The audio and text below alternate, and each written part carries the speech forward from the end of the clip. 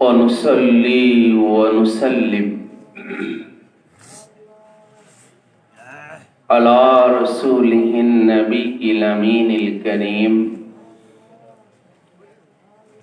वअला आलिहि व अहलि बैतिहि तय्यबीन व ताहिरीन वल मासूमीन अजमाइन।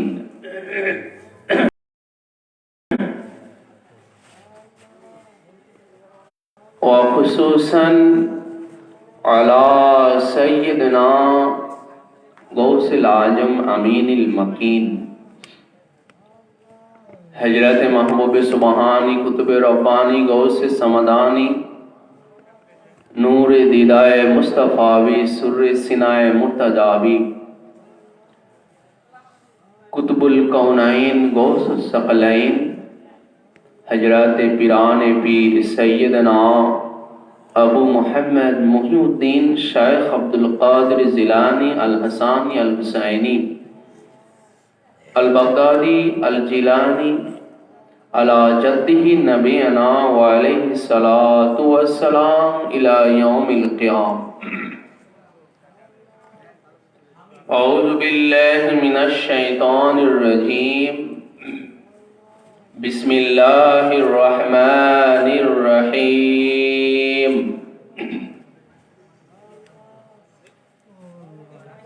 अला इन्ना औलिया अल्लाहि ला खौफुन अलैहिम वला हुम यहज़नून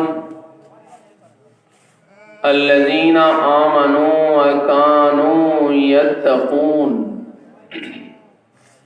सदक़ल्लाहुल मौलानाल अज़ीम व सदक़ रसूलुहुन नबियुल हबीबुल करीम। वक़ाल अलैहिस्सलातु वस्सलाम इंद ज़िक्रिस सालिहीन तनज़्ज़लुर रहमा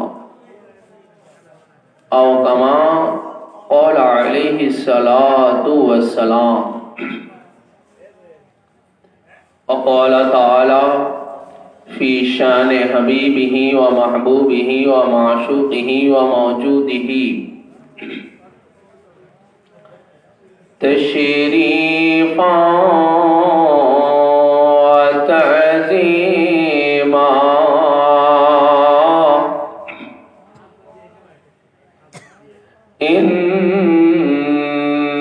इन्नल्लाह व मलाइकतहु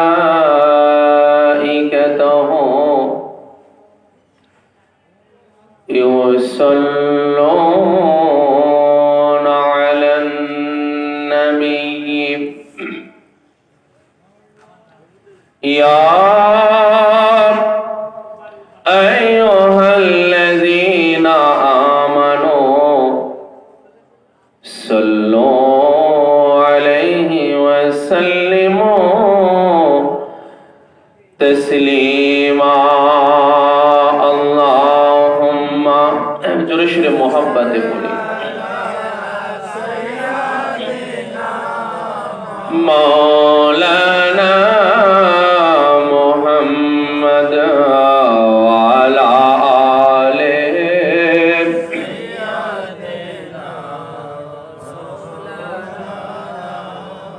होले हजरत था मुरीदी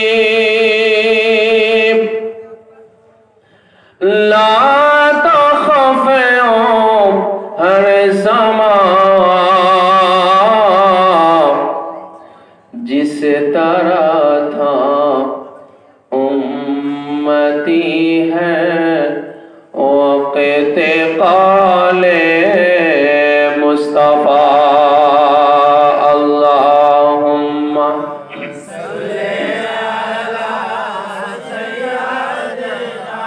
मौलाना मुहम्मद वाला आले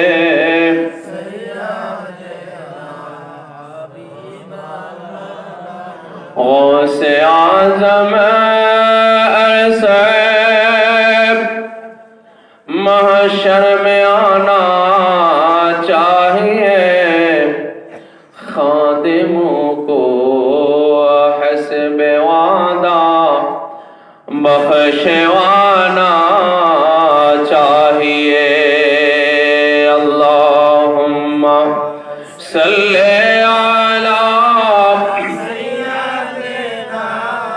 मौलाना मुहम्मद वाला आले सय्यदना रब्बी सल्लि व सल्लिम व बारिक अलैहि।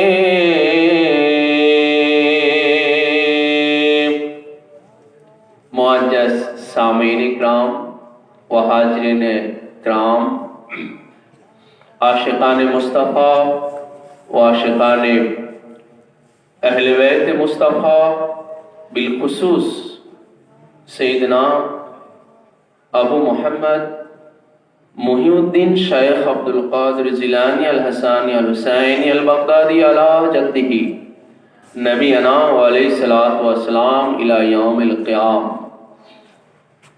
आज के 1443तम हिजरीर এই মাহে রবিউল সানির 11তম তারিখ, 11 রবিউল সানি, আজিমুশান ঐতিহাসিক ফাতিহায়ে ইয়াজদাহম পাকের এই মজলিস পাকের এই বাৎসরিক এই আজিমুশান এই মহাপবিত্র মাহফিলে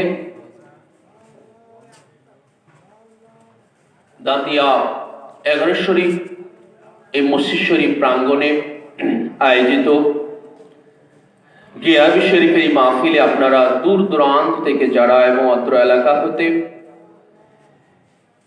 এই রাতের শেষ প্রহর চলছে, এখন 2টো পার হয়ে গেছে, মানে রাতের 3 ভাগের 2 ভাগ চলে গেছে, শেষ ভাগ চলছে, ঠিক কিনা বলেন? এতগুলো লোক আমি মানে এই শেষ রাত্রে এসে পাবো ভাবি নাই, সত্যি ভাবি নাই যে এতগুলো লোক পাবো। তো যাক, আল্লাহর দরবারে শাহেনশে বাগদাদ পাকের দরবারে কদমে অসংখ্য শুকরিয়া যে আপনারা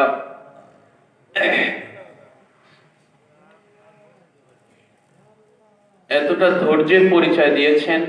নিশ্চয়ই ইশক এবং মহব্বত ছাড়া আসলে এটা কখনো সম্ভব না। এই রাতের শেষ প্রহর পর্যন্ত এইভাবে জাগনা থাকা, এটা আসলে কঠিন ব্যাপার। আমি মনে হয় সবচেয়ে দূর থেকে এসেছি, যদিও আমি এলাকার ছেলে, কিন্তু আসছি আজকের এই মাহফিলের উদ্দেশ্যে একটু দূর, মানে তাও সেই নদীর ওপার থেকে এসেছি। অনেকে হয়তো জেনে থাকবেন আমি কিন্তু নদীর ওপার থেকে এসেছি। আমারও 11 শরীফের একটা দায়িত্ব, একটা জায়গা ইমামবাড়া শরীফ, গোয়ালন্দ ইমামবাড়া শরীফ, হ্যাঁ, ওখানে আমার দায়িত্ব। সেখানে 11 শরীফ শেষ করে এরপরে এই নদী, পদ্মা নদী পার হয়ে তারপরে এসেছি। কঠিন ব্যাপার রাত্রে নদী পার হওয়া, অনেকে শুনলেই ভয় পায়, ঠিক কিনা বলেন? কিন্তু আমার কোনো ভয় কাজ করে নাই। দুজন সাথী ছিল, হ্যাঁ, মানে এত রাত্রে যে নদী পার হচ্ছি, এত বড় নদী পার হচ্ছি মনেই হচ্ছিল না। এটা কিসের কারণে? ওই যে গৌসে পাকের অভয় বাণী নিয়ে আমরা মাথায় নিয়ে চলি, ঠিক কিনা বলেন? হ্যাঁ, তো যাই হোক, আপনাদের প্রতি আসলে কৃতজ্ঞতা জানাই। আপনারা যারা দূর দূরান্ত থেকে এসেছেন ও অত্র এলাকা থেকে, আপনারা মাহফিলের শেষ পর্যন্ত সৌন্দর্য মণ্ডিত বজায় রেখেছেন, আপনাদের প্রতি কৃতজ্ঞতা জানাই। আল্লাহ পাক আপনাদের শাহেনশে বাগদাদ পাকের ওসিলায় আপনাদের পুঙ্খানুপুঙ্খ প্রতিদান আল্লাহ পাক দান করুন, সবাই বলি আমিন। আমি দীর্ঘ কয়েক বছর পরে আবার এই দাতিয়া, এই 11 শরীফ, আমাদের পাবনাতে সারা রাতের কোথাও হয় না, রাজবাড়িতেও বড় মসজিদে সারা রাত ব্যাপী হতো এই ফাতিহায়ে দোয়াজনাম পাকের এই মাহফিলটা, কিন্তু এবার রাজবাড়ি বড় মসজিদের সারা রাত হচ্ছে না। ওখানে 9টার মধ্যেই ওখানেও সমাপ্ত হয়েছে। তো রাজবাড়িতে আর কোথাও সারা রাত ব্যাপী হচ্ছে না। এবার পাবনাতে আমাদের কোথাও সারা রাত ব্যাপী হয় না, এই কেবল এই দাঁতিয়াতে শুধু এই ফাতিহা দোয়াম পাকের এই মাহফিলটা সারা রাত ব্যাপী হয়ে থাকে। আমি ছোটবেলা থেকে এখানে এসেছি আমার উস্তাদের সাথে, আমার উস্তাদি মৌলানা হাফিজ গোলাম হাসান কাদি সাহেব, ওনার সাথে ছোটবেলা আমার ছাত্র জীবন, ওনার সাথে ছোটবেলায় এসেছে আমার মনে আছে।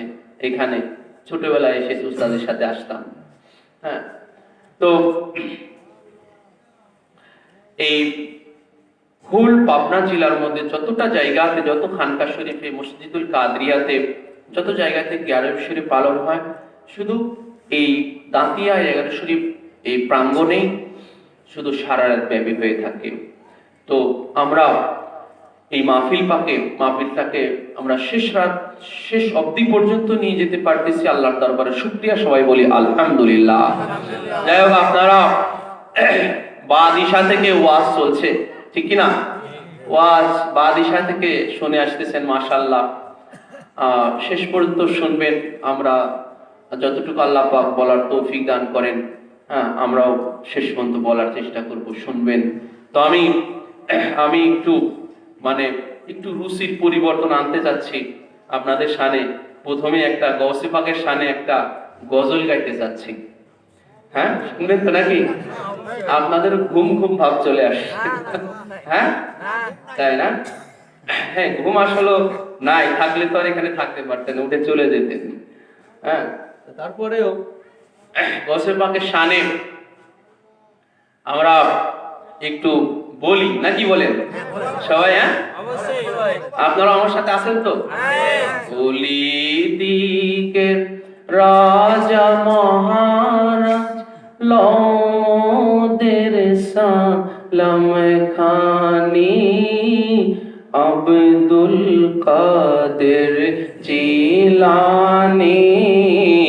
ওলি দিকের রাজা মহারাজ লৌদের সালাম খানি, গৌসুল আজম জিলানী। কৃপা করে রাখো মোদের লাজ, কৃপা করে রাখো মোদের লাজ। ও গো কুতুবে রব্বানী, গৌসুল আজম জিলানী। ওলি দিগের মোহাম্মতে পড়েন গৌসে পাকের সামনে। রাজলো মোদের সালাম খানি, গৌসুল আজম রসুল পাকের তুমি পিয়ারা, মৌলা আলীর নয়ন তারা। মা ফাতিমার প্রাণের দুলাল, হাসান হুসাইনের জিগর পারা, হাসান হুসাইনের জিগর পারা। রসূল পাকের তুমি পিয়ারা, মৌলা আলীর নয়ন তারা। মা ফাতিমার প্রাণের দুলাল, হাসান হুসাইনের জিগর পারা, হাসান হুসাইনের জিগর পারা। সর্বগুণে গুণময়ী, সর্বগুণে মই। ও গো মাহবুবে সুবহানী, গৌসুল আজম জিলানী। ওলি দিগের রাজা মহারাজ লৌদের সালাম খানি, গৌসুল আজম কৃপা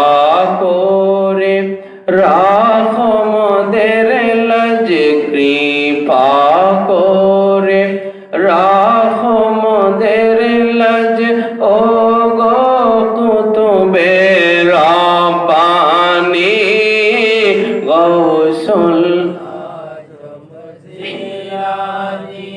মুসিবতে পড়ে যখন ডাকি মোরা দস্তগীর মুহূর্তে উদ্ধার করো ও গো মোদের বড় পীর ও গো মোদের বড় পীর। ঠিক কিনা বলেন? গৌসে পাক বিপদ থেকে উদ্ধার করতে পারে কি পারে না? আপনাদের এই বিশ্বাস আছে কি নাই? গৌসে পাকের যে কোনো জীবনী আপনারা পড়বেন, বুঝতে পারছেন? ওলি আল্লাহদের জীবনী পড়া এটা একটা ইবাদত। এটা কি বলেন? জিক্রুল আম্বিয়ায়ে ইবাদাতুন ও জিক্রুল আউলিয়ায়ে কাফারাতুন। একটা কথা আছে যে আম্বিয়ায়ে কিরামের আলোচনা করা এটা ইবাদত, আর আউলিয়ায়ে কিরামের আলোচনা করা, তিনাদের জিকির করা এটা হচ্ছে গুনার কাফারা হয়ে যাওয়া। বলুন সুবহানাল্লাহ। গুনার কাফারা হয়ে যায় আল্লাহর ওলিদের জিকির করলে, বুঝতে পারছেন? হ্যাঁ, তো এই জন্য আপনারা গৌসে পাক তিনি তো সমস্ত ওলিদের সর্দার, ঠিক কিনা? গৌসে পাকের জীবনী পড়বেন, দেখবেন ওনার জীবনীতে যে কোনো রাইটারের জীবনী পড়েন, সেই জীবনীগুলোতে দেখবেন এই সব ঘটনাগুলো আছে যে গৌসে পাক কিভাবে ওনার ভক্ত মুরিদের বিপদ থেকে উদ্ধার করতে পারেন কিনা বলেন? বিপদ থেকে উদ্ধার করতে পারেন। এবং এই বিপদে পড়ে গৌসে পাককে ডাকা এটা শিরক না, জেনে রাখবেন। এটা কি না? এটা শিরক না। হ্যাঁ, কারণ শিরক কখন হয়? যখন আপনি গৌসে পাককে আল্লাহ ভেবে ডাকবেন। আমরা তো গৌসে পাককে আল্লাহ ভেবে ডাকতেছি না, ঠিক কিনা বলেন? গৌসে পাক তিনি আল্লাহর একজন প্রতিনিধি, ঠিক কিনা? আল্লাহর তিনি জাতি নূর, আল্লাহর মাহবুব। আল্লাহর কি মাহবুব? আল্লাহ পাক তার কুদরতি ক্ষমতা গৌসে পাককে দান করেছেন। এই জন্য গৌসে পাক খুদার সেই প্রাপ্ত কুদরতি ক্ষমতা বলে গৌসে পাক উনি উনার ভক্ত মুরিদানকে পৃথিবীর যে কোনো জায়গাতে থাকা অবস্থায় উনি সাহায্য করতে পারেন। এটা গৌসে পাক ওনার পাক জবানে ইরশাদ করেছেন, মুরিদি বিল মাশরিকি ওয়া আনা বিল মাগরিবি লাসাতারতুহা। বলে আমার কোন মুরিদ যদি মাশরিক অর্থাৎ পূর্ব, মাশরিক মানে কি? পূর্ব, পৃথিবীর পূর্ব প্রান্তে থাকে, ওয়া আনা বিল মাগরিবি, আর আমি যদি পৃথিবীর পশ্চিম প্রান্তে থাকি, বলে আমার মুরিদ পৃথিবীর এক প্রান্তে আর আমি পৃথিবীর আরেক প্রান্তে। আমার মুরিদের ওইখান থেকে যদি তার সতর উঠে যায়, আমি গৌসে পাক আমার মুরিদের সতর ঢেকে দিতে পারি। অর্থাৎ সে যদি কোনো বিপদগ্রস্ত হয়, আমি তার বিপদটাকে উদ্ধার করে দিতে পারি। পারে কি পারে না বলেন? এরকম হাজার হাজার ঘটনা আছে, হাজার হাজার। একটা ঘটনা আমি আপনাদেরকে বলি। গৌসে পাক উনি যখন বাগদাদ শরীফের একটা মাদ্রাসা আছে নিজামিয়া, কি মাদ্রাসা? নিজামিয়া মাদ্রাসা। বলেন সবাই কি মাদ্রাসা? মনে থাকবে তো সবাই? সবার মনে থাকবে? কি মাদ্রাসার নাম বলছি বলেন তো? কতক্ষণ মনে থাকবে? বলে মাহফিল যতক্ষণ চলে। মাহফিল থেকে যাও সব শেষ, হ্যাঁ একদম সব জারি পিছিয়ে চলে যাবো না? হ্যাঁ, কি মাদ্রাসা? নিজামিয়া মাদ্রাসায় গৌসে পাক প্রথমে আগে উনি ওখানে গিয়ে লেখাপড়ি করেন, ওই জায়গার আগে ছাত্র হন। এরপরে উনি ওই জায়গার পরে টিচার হয়ে যান। কি হয়ে যান? টিচার হয়ে যান, মুদাররিস হয়ে গেলেন, মুআল্লিম হয়ে গেলেন ওই মাদ্রাসার। তো গৌসে পাক ওই মাদ্রাসায় দার্স দিচ্ছেন। কি দিচ্ছেন? দার্স দিচ্ছেন, মানে পড়াচ্ছেন ক্লাসে। শীতের দিনে যেরকম কনকনে শীত, এখন তো কনকনে শীত আসে নাই, কনকনে শীতের মধ্যে গৌসে পাক চাদর গায়ে অবস্থায় নিজামিয়া মাদ্রাসায় পড়াচ্ছেন। ছাত্ররা সামনে বসা, পড়াচ্ছেন হুজুর গৌসে পাক। হঠাৎ করে ছাত্ররা তো লক্ষ্য করলেন যে গৌসে পাকের হাত দিয়ে টপ টপ করে পানি পড়তেছে। শীতের দিন চাদর গায়ে হাত থেকে যদি টপ টপ করে পানি পড়ে, এটা একটা রহস্যজনক ব্যাপার না বলেন? গরমের দিনে হলে একটা কথা ছিল যে গরমে ঘামে অনেক সময় হাত পা দিয়ে পানি টপ টপ করে ছোঁয়া পড়ে, শীতের দিনে চাদর গায়ে টপ টপ করে হাত দিয়ে পানি পড়তেছে। ছাত্রদের মধ্যে কৌতূহল জেগে গেছে, হুজুর কি ব্যাপার, আপনি এই শীতে আপনার হাত দিয়ে হঠাৎ করে, আপনার হাত এই মাত্র দেখলাম শুকনা, এখন হঠাৎ করে আপনার হাত দিয়ে এত পানি, যেন মানে এমন ভাবে হাতটা ভিজা যেন এই মাত্র একেবারে পানির ভিতর থেকে হাত চুবায় ওঠানা। মানে শুকনা হাত আপনার পানিতে চুবায় উঠলে হাতটা কেমন হয়, একদম ভিজে যায়, পশম টসম একদম চামড়ার সাথে লেগে যায়, তাই না? টপ টপ করে পানি পড়ে, ঠিক সেই অবস্থা। তখন গৌসে পাক দেখলেন যে এরা তো ধরে ব্যাপারটা আসলে এদের কাছে ধরা পড়ে গেছে। তখন গৌসে পাক বললেন যে দেখো, আমি যখন তোমাদের দাস দিচ্ছিলাম, এমনই মুহূর্তে আরব সাগরের মধ্যে আমার কিছু ভক্তরা, তারা জাহাজে আরব সাগর পাড়ি দেওয়াকালীন তারা সাগরের, তারা ঝড়ের মধ্যে কবলিত হয়ে তারা আমাকে ডাক দিয়েছে, ইয়া গাউসুল আজম দস্তগীর, আমাদেরকে রক্ষা করেন। আমি আমার দস্তগীর হাত দিয়ে তাদের সেই জাহাজটাকে আমি তীরে ভিড়ে লাগিয়ে দিয়েছি। গৌসে পাক পারে কি পারে না? এই জন্য গৌসে পাকের একটা নাম হচ্ছে দস্তগীর। কি নাম বলেন? দস্তগীর শব্দটা মনে রাখবেন। আমরা বলি না ইয়া গাউসুল আজম দস্তগীর। দস্তগীর শব্দটা ফার্সি শব্দ। কি শব্দ?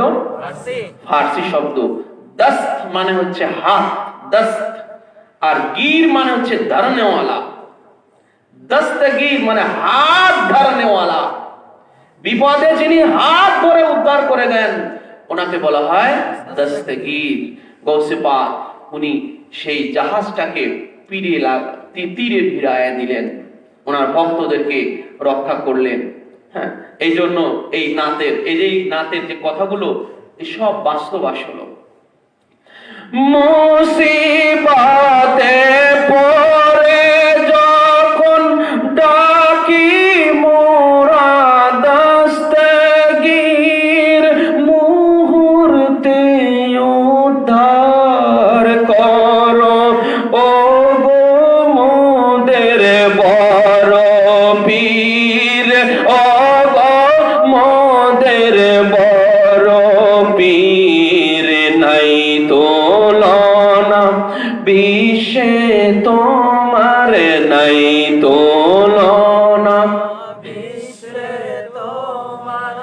ও গো পীরে লাসানি, গৌসুল আজম জিলানি, ওলি দিগের সবাই একটু গান, গৌসে পাকের শানে একটু গান সবাই। সালাম খানি গৌসুল আজম জিলানি, কৃপা করে রাখো মোদের লাজে, কৃপা করে রাখো মোদের লাজে, ও গো কুতুবে রব্বানি, গৌসুল আজম জিলানি, ওলি দিগর রাজা মহারাজ, ললি দিগর রাজা মহারাজ, লোমদের সালাম খানি, আব্দুল কাদের জিলানি, নজদি ওহাবীর ফিতনায় পড়ে জয় বুঝি মোদের ঈমান, বাতিলদের অত্যাচারে বড়ই মোরা পেরেশান, বড়ই মোরা পেরেশান। ঠিক না বলেন? নজদি ওহাবী ফিতনা সারা মুসলিম বিশ্বে জালের মতো ছড়িয়ে পড়ছে। ঠিক কিনা বলেন? মানুষের ঈমানগুলো একদম গ্রাস করে ফেলতেছে। ঠিক কিনা? বর্তমানে দেখেন বলে আমাদের ভিতরে ঢুকে পড়তেছে আস্তে আস্তে, আমাদের ভিতরেও আস্তে আস্তে ঢুকে পড়তেছে। দেখবেন যে আমাদেরই অনেক পীর ভাইয়ের ঘর থেকে ওহাবি বের হচ্ছে কিনা। ইদানিং বর্তমানে এটা বেশি লক্ষ্য করা যাচ্ছে যে আমাদের বাইরে যাওয়া লাগবে না, আমাদের ঘর নষ্ট হয়ে যাচ্ছে। এই নজদি ওহাবির ফিতনায় পড়ে আমাদের ঘর নষ্ট হয়ে যাচ্ছে। ভাই সাবধান, হুঁশিয়ার। আজকে দাদা এই খানদান পাকের, এই আহলে বায়াতের মুহিব্বিন, বাবা আহলে বায়াতের মুহিব্বিন সন্তান আজকে ওহাবি ফিতনা, ওহাবি নজদির ফিতনায় পড়ে যাচ্ছেন। হচ্ছে কিনা বলেন? অনেক হয়ে যাচ্ছে, অনেক। এই জন্য ঘরকে ঠিক রাখেন। আপনি যখন দাদা আছেন, আপনার ছেলে আপনার নাতিদেরকে ঠিক রাখেন, এই দামনে, এই নিরাপত্তা, এই ইমানের ছায়াতলে রাখেন। আপনি যখন বাবা আছেন, আপনার ছেলে মেয়েকে এই লাইনে রাখেন, ঠিক কিনা বলেন? এই মুহাব্বতে, এই আদবের মধ্যে রাখেন। আর কখনো পীরবার আপনি কখনো পারতপক্ষে পীরবার বাইরে কখনো মেয়ে বিয়ে দিবেন না, ঠিক কিনা? আত্মীয়তা পারতপক্ষে করবে না। তাকদীরে থাকলে সেটা পরের কথা, আপনার তদবিরের জায়গাটা যেন মিসিং না হয়, চেষ্টা থাকবে। একটা হচ্ছে তদবির আর একটা হচ্ছে তাকদীর। আপনার তদবিরের উপরে আপনার হাত আছে, তাকদীরের উপরে আপনার হাত নাই। চেষ্টার জায়গাতে আপনার হাত আছে, কিন্তু ভাগ্যের উপর আবার আপনার হাত নাই, ঠিক কিনা বলেন? এই জন্য তদবিরের জায়গা অর্থাৎ চেষ্টার জায়গাতে যেন আমাদের ভুল না হয়ে যায়। বাকি তকদির ভাগ্যের ব্যাপার, ঠিক কিনা বলেন? বাকি ভাগ্যের ব্যাপার। তো এই জন্য আমাদের ঘরটা যেন ঠিক থাকে ভাই। এরপরে ঘরের বাইরের কথা পড়ে। নজদি ওহাবির ফিতনায় পড়ে যাই বুঝি মোদের ঈমান, বাতিলদের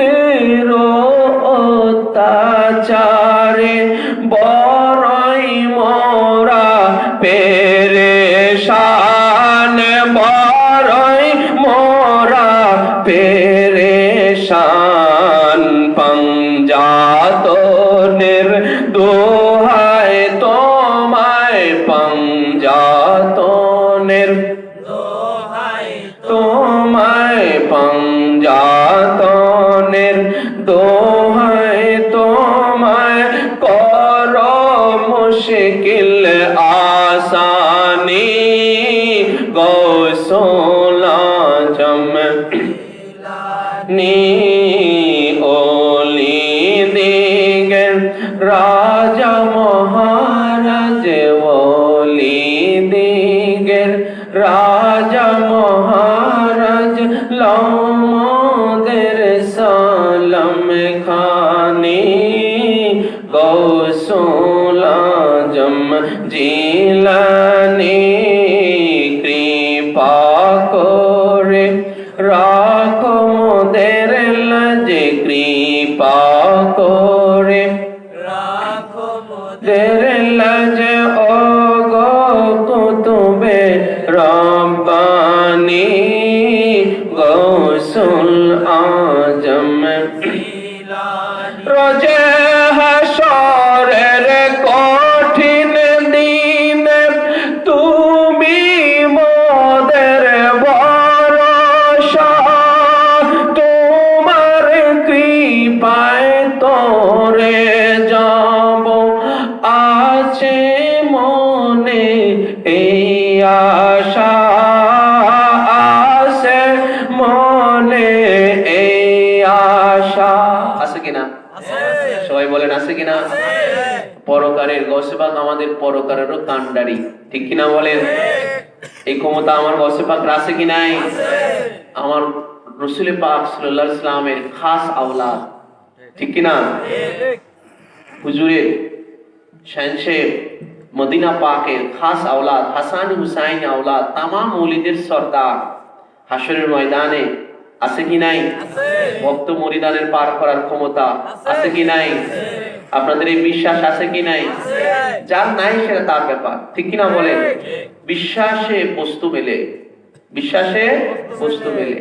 ওনাদের প্রতি যারা এই বিশ্বাস আকীদা রাখবে, হাসরের ময়দান ওনাদেরকে সেভাবেই পাবে। পাবে কিনা? আর যারা বিশ্বাস আকীদা এই দুনিয়া থেকে রাখবে না, ওই হাসরেও ওনাদেরকে আর পাবে না। আপনার ঘরে একজন হাফিজুল কোরআন পয়দা হলে, একজন হাফিজুল কোরআন ঈমান সহকারে একজন হাফিজুল কোরআন যদি আপনি পয়দা করতে পারেন, ঈমান সহকারে হইতে হবে, ঈমান ছাড়া হলে হবে না, ঈমান সহকারে হইতে হবে। কারণ রাসূল পাক সাল্লাল্লাহু তাআলা আলাইহি ওয়াসাল্লাম থেকে এখানে হাদিস পাক এসেছে, হুজুর এখানে হাদিস পাক ইরশাদ করেছেন, কথায় কথায় হাদিস পাক চলে আসলে। দেখেন গজল লিখতেছি আপনাদের একটু সাঙ্গা করার জন্য, সেই ঈশান থেকে ওয়াজ শুনতে শুনতে আপনারা একেবারে বেগা সাগা হয়ে গেছেন। ভাবলাম একটু গজল টজল গায়ে একটু সাঙ্গা করি আপনাদের। তা আবার কথায় কথায় আবার চলে আসলো, হাদিস শরীফ চলে আসলো। তো যাক, হাদিস শরীফটা যখন চলেই আসলো, গজল কিন্তু সারি নাই, আছে গাবনে, ভয় করেন না। তো হাদিস শরীফটা একটু আপনাদের সামনে একটু তুলে ধরি যে আপনার ছেলেকে আপনি হাফিজুল কোরআন বানান, মাওলানা বানান, ভালো, কিন্তু আপনার লাইনে রেখে বানাইতে হবে, ঈমানের উপরে রেখে বানাইতে হবে, ঠিক কিনা বলেন? আপনার এই যে খেলার একটা বাউন্ডারি থাকে, সীমানা থাকে, থাকে কিনা? ওই সীমানার বাইরে যদি প্লেয়ার যদি ক্যাচ ধরে তাহলে কি ওই ব্যাট আউট হবে? বলে সীমানার ভিতরে থেকে ক্যাচ ধরতে হবে, ঠিক কিনা বলেন? খেলা দিয়েই বুঝাই। আপনারা তো খেলার পাগল আবার খুব আছেন কি নাই? খেলার পাগল আছেন না? খেলা দিয়েই বুঝাইতেছি খারাপ। তো আপনি ওই যে বর্ডারটা না আছে, বর্ডার, ওই বর্ডারের বাইরে গিয়ে আপনি যতই ক্যাচ ধরেন আর যাই করেন, ওই যে প্লেয়ার যে ব্যাটা ব্যাটিং করতেছে ওই ব্যাটা কিন্তু আউট হবে না। বলে বর্ডারের ভিতরে থাকে আপনাকে ক্যাচ ধরতে হবে। বুঝতে পারলেন কথা? তো আপনি হাফিজুল কোরআন বানান আর নিজে হন, মৌলানা হন আর যাই হন, বলে ঈমানের উপরে থেকে আগে, আগে কি ঈমানের মধ্যে থেকে, ঈমানের উপরে থেকে আপনাকে ওই হাফিজুল কোরআন হতে হবে বা বানাইতে হবে। তাহলে ওইটার সার্থকতা আছে। কি? আপনি যদি ঈমানের উপরে রেখে আপনার একটা ছেলেকে আপনি যদি হাফিজুল কোরআন বানাতে পারেন, তাহলে সে আপনার পরিবারের 10 জনকে শাফায়াত করে, তাহলে যারা জান্নাতি ছিল না এরকম 10 জনকে শাফায়াত করে জান্নাতে নিয়ে যেতে পারবে। সুবহানাল্লাহ। এটা হাদিস শরীফের মধ্যে আছে। তাহলে আপনার ঘরের একজন সাধারণ সন্তান যদি ঈমানের উপরে থেকে হাফিজুল কোরআন হয়ে, কোরআনুল কারীমের হাফেজ হয়ে যদি আপনার পরিবারের 10 জনকে হাসরের ময়দানে শাফায়াত করে জাহান্নাম থেকে জান্নাতে নিয়ে যেতে পারে, তোমার কৌসে পাকারও কম পারে না বেশি পারে? বলে আমার কৌসে পা তিনি মায়ের পেট থেকে কোরআনের হাফেজ হয়ে আসছেন। তাহলে তিনি আবার কি বুঝার কিছু আছে কি নাই বলেন? বলে ভাই 18 পারা তো জাহির করছেন। বলে 18 পারা যিনি মায়ের পেট থেকে জাহির করতে পারে, বাকি 12 পারা পারেন না? পারে কিনা বলেন? এগুলো বুঝতে হবে। খালি 18 পারার মধ্যেই সীমাবদ্ধ না। 18 পারা তিনি জাহির করছেন মায়ের সম্মানে, ঠিক আছে, তার মানে এই নয় যে 12 পারা তিনি তিনার সিনার মধ্যে নাই। আছে কি নাই? মায়ের সম্মানে হয়তো তিনি এই 18 পারা তিনি জাহির করছেন, হ্যাঁ, কিন্তু পুরোটাই ওনার সিনাতে গাথা আছে। আছে কি নাই? আছে, হ্যাঁ। তো তিনি তো মায়ের পেট থেকেই তিনি হাফিজুল কোরআন হয়ে এসেছেন। আল্লাহর কালাম মায়ের উদর মোবারক থেকেই সিনাতে করে নিয়ে এসেছেন, ঠিক কি না বলেন? তো মৌলাই কায়নাত শেরে খোদা মাওলা আলী মুশকিল কুশা, ওনার থেকে এই হাদিস পাকখানা এসেছে। একটা কথার উপর আমি হাদিস পাকখানা নিয়ে আসছি। এই হাদিস শরীফ খানা ইমাম বাইহাকি রহমাতুল্লাহ আলাইহি ওনার লেখা বিখ্যাত হাদিসের কিতাব শুআবুল ঈমান, সেই শুআবুল ঈমানের মধ্যে এই হাদিস পাকখানা সংকলিত হয়েছে।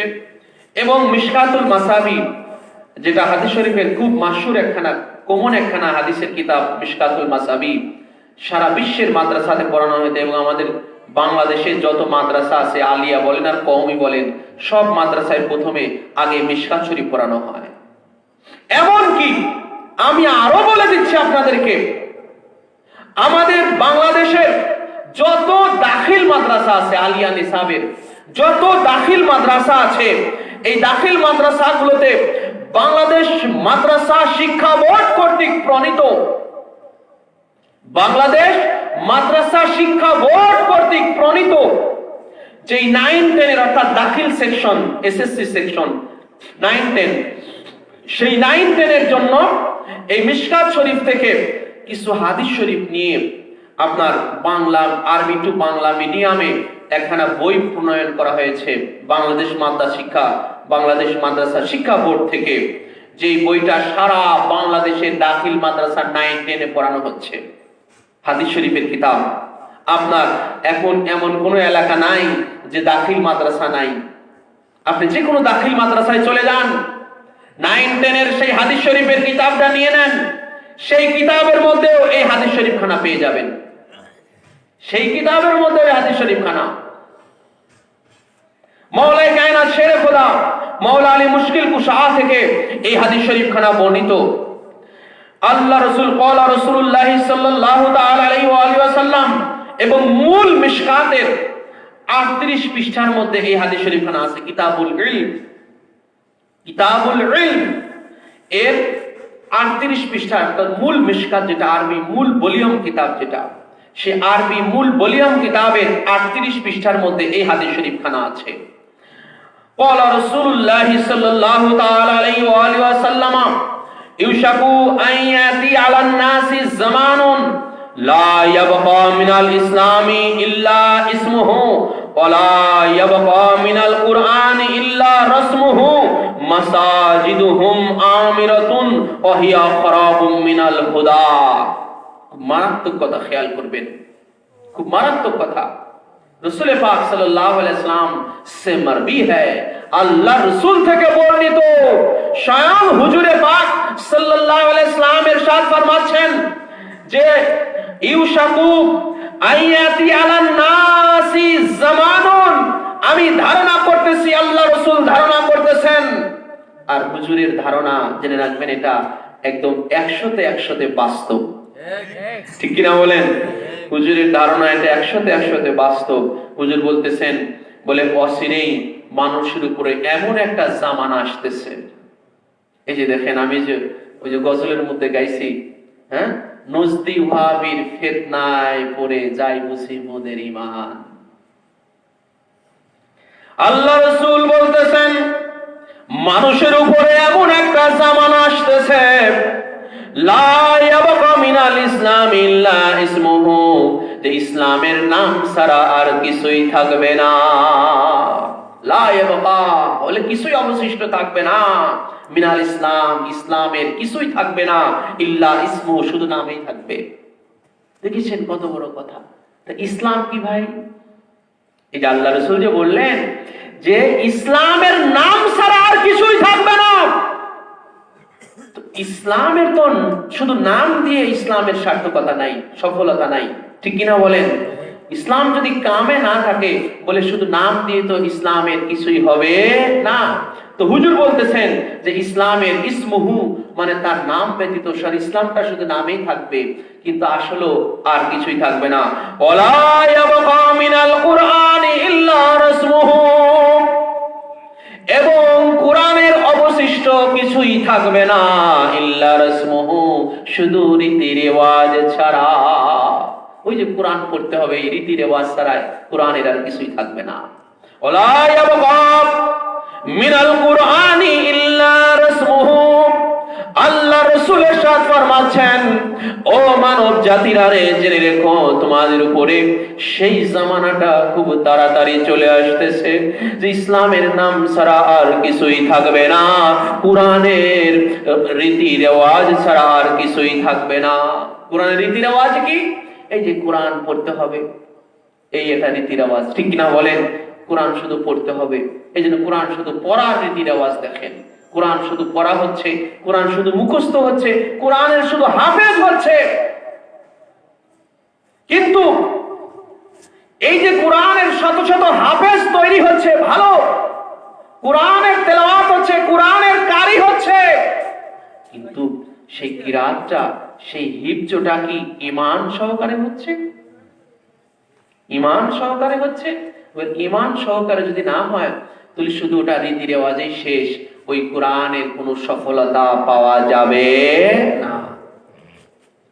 মাসাজিদুহুম আমিরাতুন ওয়া হিয়া খারাবুন মিনাল হুদা, আর সেই জামানার তাদের মসজিদগুলো হবে আমিরাতুন, অট্টালিকা বিশিষ্ট, ওয়া হিয়া খারাবুন মিনাল হুদা, কিন্তু সেই মসজিদগুলো হবে হেদায়েত থেকে মুক্ত, হেদায়েত থেকে খালি।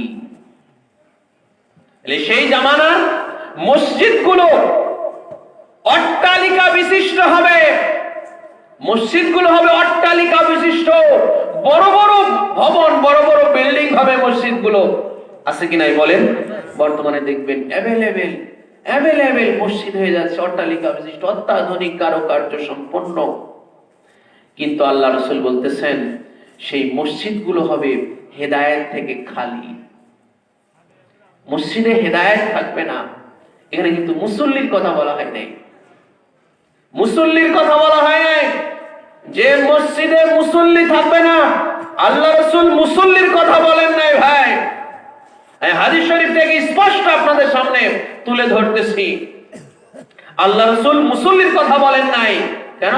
যে আপনি দেখেন যে মসজিদে এখন মুসল্লির অভাব নাই, ঠিক কিনা? অধিকাংশ মসজিদ দেখেন, মুসল্লির অভাব নাই। অনেক সময় দেখবেন যে মসজিদ ভরে রাস্তার উপরে মুসল্লি চলে যাচ্ছে, যাচ্ছে কিনা? যাচ্ছে। মুসল্লির অভাব নাই, কিন্তু অভাবটা হচ্ছে মসজিদে হেদায়েত নাই। মসজিদে কি নাই? হেদায়েত নাই। আচ্ছা বলেন তো, হেদায়েত যদি না থাকে তাহলে সেখানে কি থাকবে? প্রশ্ন আপনাদের কাছে, এটা বলেন। খালি শার্ট বতম নাই। খালি শার্ট বতম নাই। হেদায়েতের বিপরীতটা কি বলেন? হেদায়েতের বিপরীতটা কি? দেখি বলেন তো, দেখি এতগুলো একজন বলেন দেখি, এটা বলেন। হেদায়েতের বিপরীতটা কি? হেদায়েত, হেদায়েত বুঝেন তো আগে। হেদায়েত, হেদায়েত মানে কি? সুপথ পাওয়া। হেদায়েতটা কি? সুপথ প্রাপ্ত হওয়া, এটা হচ্ছে হেদায়েত। ঈমানের উপরে থাকা, এটা হচ্ছে হেদায়েত। তো হেদায়েতের বিপরীতটা তাহলে কি হবে? গোমরাহি। কি হবে বলেন? গোমরাহি, পথভ্রষ্টতা। হেদায়েতের বিপরীত হচ্ছে পথভ্রষ্টতা, গোমরাহি। তো মসজিদে যখন হেদায়েত নাই, তাহলে জেনে রাখবেন ওখানে গোমরা ঢুকে পড়ছে, ওখানে গোমরাহি ঢুকে পড়ছে। কারণ এই দুটোর বাইরে আর কিছু নাই। হয় হেদায়েত, মসজিদে হয় হেদায়েত থাকবে, আর নয়তো ওখানে আপনার গোমরাহি থাকবে, যে কোনো একটা থাকবে। কারণ তৃতীয় পক্ষ বলতে কিছু নাই, তৃতীয় পক্ষ বলতে দুনিয়াতে কিছু নাই। তো মসজিদে হেদায়েত থাকে না কি করে বলেন তো? এটা একটা তো ভাববার বিষয়, ঠিক না বলেন? এটা একটা ভাববার বিষয় যে মসজিদে হেদায়েত থাকে না কেন? যেখানে আযান হচ্ছে, ইকামত হচ্ছে, নামাজ হচ্ছে, তারপরেও কেন সেখানে হেদায়েত থাকে না? সেখানে গোমরাহি ঢুকে পড়ে কেন? কারণ এই জন্য যে সেখানে ফিতনা ঢুকে পড়ছে। কি ঢুকে পড়ছে বলেন? ফিতনা। আর যেখানে ফিতনা ঢুকে পড়ে সেখানে আর হেদায়েত থাকে না, হেদায়েত থেকে খালি হয়ে যায় ওই জায়গাটা। ফিতনা ঢুকলো কি করে মসজিদে? মসজিদ তো নামাজের বিরুদ্ধে বলা হচ্ছে না, মসজিদ তো রোজার বিরুদ্ধে বলা হচ্ছে না। কোন মসজিদ এটা কি বলে? বলেন। মসজিদ তোলাই হচ্ছে নামাজের জন্য, তো সেখানে তো নামাজের বিরুদ্ধে বলা হচ্ছে না, সেখানে রোজার বিরুদ্ধে বলা হচ্ছে না, যাকাতের বিরুদ্ধে বলা হচ্ছে না, কোরআনের বিরুদ্ধে বলা হচ্ছে না। তাহলে এমন সেখানে এমন কি হচ্ছে যার কারণে সেখানে হেদায়েত নাই, মসজিদে হেদায়েত নাই? আল্লাহ রাসূলের পরবর্তীতেই এই কথার পরেই হুজুর বললেন, উলামাহুম শাররুন মিন তাহাতি আদিমিস সামা, বলে এই আসমানের নিচে এই আসমানের নিচে সেই জামানায় বলে যখন মসজিদে হেদায়েত থাকবে না, সেই সময় আসমানের নিচে সবচেয়ে খারাপ, সবচেয়ে নিকৃষ্ট হবে উলামাউহুম, তাদের আলেমগণ। এই তথাকথিত নামধারী আলেমগণ হাদিসের মানে বোঝেন, মর্মার্থ বোঝেন। যে আল্লাহ রাসূল যখন বললেন যে সেই জামানায় মসজিদগুলো অনেক অট্টালিকা বিশিষ্ট হবে, কিন্তু সেখানে হেদায়েত থাকবে না, এবং ওই জামানায় সেই সময় এই আসমানের নিচে জমিনের উপরে আলেমরা হবে সবচেয়ে নিকৃষ্ট, আলেমরা সবচেয়ে নিকৃষ্ট হবে। কেন? যে মিন ইনদিহিম তাখরুজুল ফিতনাতু ওয়া ফীহিম তাউদু, বলে তাদের থেকে ফিতনা বের হবে এবং তাদের মধ্যেই ফিতনা ফিরে আসবে। দেখেছেন যে আলেমদের মধ্যে ফিতনা ঢুকে পড়বে, আলেমদের থেকে ফিতনা বের হবে। তো যে আলেমদের থেকে ফিতনা বের হয়, যে আলেমদের দ্বারা ফিতনাবাজি হয়, জেনে রাখবেন ওই আলেমরা যেই মসজিদে ঢুকে পড়বে সেই মসজিদে হেদায়েত থাকবে না। কথাটা কি বুঝতে পারছেন? রাসূল পাক সাল্লাল্লাহু আলাইহি ওয়াসাল্লামের সাফ সাফ বয়ান, এটা হুজুরের সাফ সাফ বয়ান যে আলেমদের থেকে ফিতনা বের হবে। তো ওই আলেমরা জেনে যাবে যেই মসজিদে ঢুকে পড়বে ওই মসজিদ আর হেদায়েত থাকবে না। কেন? এই ফিতনা ঢুকে, আলেম ঢুকে পড়ে, আলেম যখন ঢুকে পড়ছে বলে ও ফিতনা নিয়ে ঢুকেছে। এবারে দেখবেন যে অনেক অট্টালিকা বিশিষ্ট মসজিদ হচ্ছে, অনেক হয়ে যাচ্ছে, হ্যাঁ, আনাচে কানাচে হয়ে যাচ্ছে, কিন্তু সেখানে নামাজের বিরুদ্ধে বলা হচ্ছে না, রোজার বিরুদ্ধে বলা হচ্ছে না, কিন্তু সেখানে কি করা হচ্ছে? রসুলের বিরুদ্ধে বলা হচ্ছে। ঠিক কিনা বলেন? তাহলে সেখান থেকে বলা হচ্ছে রসুল আমাদের মতোই বলে, রসুল ওই নামধারী তথাকথিত আলেম যার থেকে ফিতনা বেরোচ্ছে। কিভাবে ফিতনা বের হচ্ছে? ফিতনা কিভাবে বের হয় ভাই? ফিতনাটা কি? ফিতনাটা কি তাহলে এবারে জেনে নেন। যে আলেম এটা বলে থাকে যে রসুল আমাদের মতোই, রসুল আমাদের বড় ভাইয়ের মতো, বলুন নাউজুবিল্লাহ মিন জালিক, এইগুলোই হলো ফিতনা। জেনে রাখবেন এইটাই হলো এই জমিনের বুকে সবচেয়ে বড় ফিতনা, রাসূল পাক সাল্লাল্লাহু আলাইহি ওয়াসাল্লামকে নিজেদের মতো ভাবা, নিজেদের মতো বলা। ঠিক কিনা বলেন? এবং যেখান যে আলেমরা বলে থাকে রসুল হাজের নাজের নাই, রসুল গায়েব জানে না, হুজুরের মিলাদ কিয়ামের বিরুদ্ধে, জেনে রাখবেন যেই মসজিদ থেকে বলা হচ্ছে ওই মসজিদে কখনো হেদায়েত থাকবে না। কেন? ওখানে ফিতনা ঢুকে পড়ছে। ঠিক কিনা বলেন? ওখানে ফিতনা ঢুকে পড়ছে। প্র্যাকটিক্যালি এগুলো আমি আপনাদের এই হাদিস শরীফের বাস্তবতা প্র্যাকটিক্যালি আমি আপনাদের সামনে তুলে ধরলাম। এই কারণে মসজিদগুলো যত ইমারত বিশিষ্ট হোক, সেখানে যতই আজান ইকামত হোক, পাঞ্জে গানার নামাজ হোক, কিন্তু আমার হুজুরের পাক জবানের বাণী সেখানে হেদায়েত নাই। আর হেদায়েত যেখানে নাই তার মানে ওখানে গোমরা ঢুকে পড়ছে। ঠিক কিনা বলেন? ওখানে গোমরাই ঢুকে পড়ছে। সব হচ্ছে, কিন্তু রসুলের শানে বেয়াদবিমূলক কথা বলা হচ্ছে, রসুলের শানের খেলাফ করে ওখান থেকে কথা বলা হচ্ছে। এই জন্য ওই মসজিদগুলো হেদায়েত থেকে খালি হয়ে গেছে। ঠিক কিনা বলেন? এই জন্য মানে ওই কথা থেকে এই কথাটা চলে আসছে যে আপনার ছেলেকে আপনি হাফেজ বানান, নিজেও হাফেজ হন, মৌলানা হন, কিন্তু কি ওই যে বর্ডারের মধ্যে থাকতে হবে। ঠিক কিনা বলেন? ইমানের উপরে থেকে সবকিছু করতে হবে, তাইলে ওইটার মধ্যে সার্থকতা আছে, সফলতা আছে। আপনার ছেলে যদি ইমানের উপরে থেকে হাফিজুল কুরআন হতে পারে, তো আপনার পরিবারের 10 জনকে শাফায়াত করে হাসরের ময়দানে শাফায়াত করে জান্নাতে নিয়ে যেতে পারবে। ঠিক কিনা বলেন? কিন্তু যদি ইমানের উপরে থেকে না হয় কোনো কাজে, ও নিজেই আনফসি আর অন্যদেরকে কিভাবে শাফায়াত করবে? ঠিক কিনা বলেন? হ্যাঁ, এই জন্য এই আপনার রাসূল পাক সাল্লাল্লাহু তাআলা আলাইহি ওয়াসাল্লামের আপনার খানদান, হাসানি হুসাইনি খানদান, শাইখে বাগদাদ, হুজুর গৌসুল আজম দস্তগীর, যিনি স্বয়ং নিজেই ঈমান। ঠিক কিনা বলেন? যিনি এই ধরাধামে আসার পূর্বে, এই ধরাধামে এই সৃষ্টি জগতে আসার আগে যিনি আলমে আরওয়াতে, যিনার ভক্ত মুরিদানদের নাজাতের ফয়সালা করে এই দুনিয়াতে তাশরীফ আওয়ারি গ্রহণ করেছেন। বলুন সুবহানাল্লাহ। ক্বালাল গাউসুল আজম দস্তগীর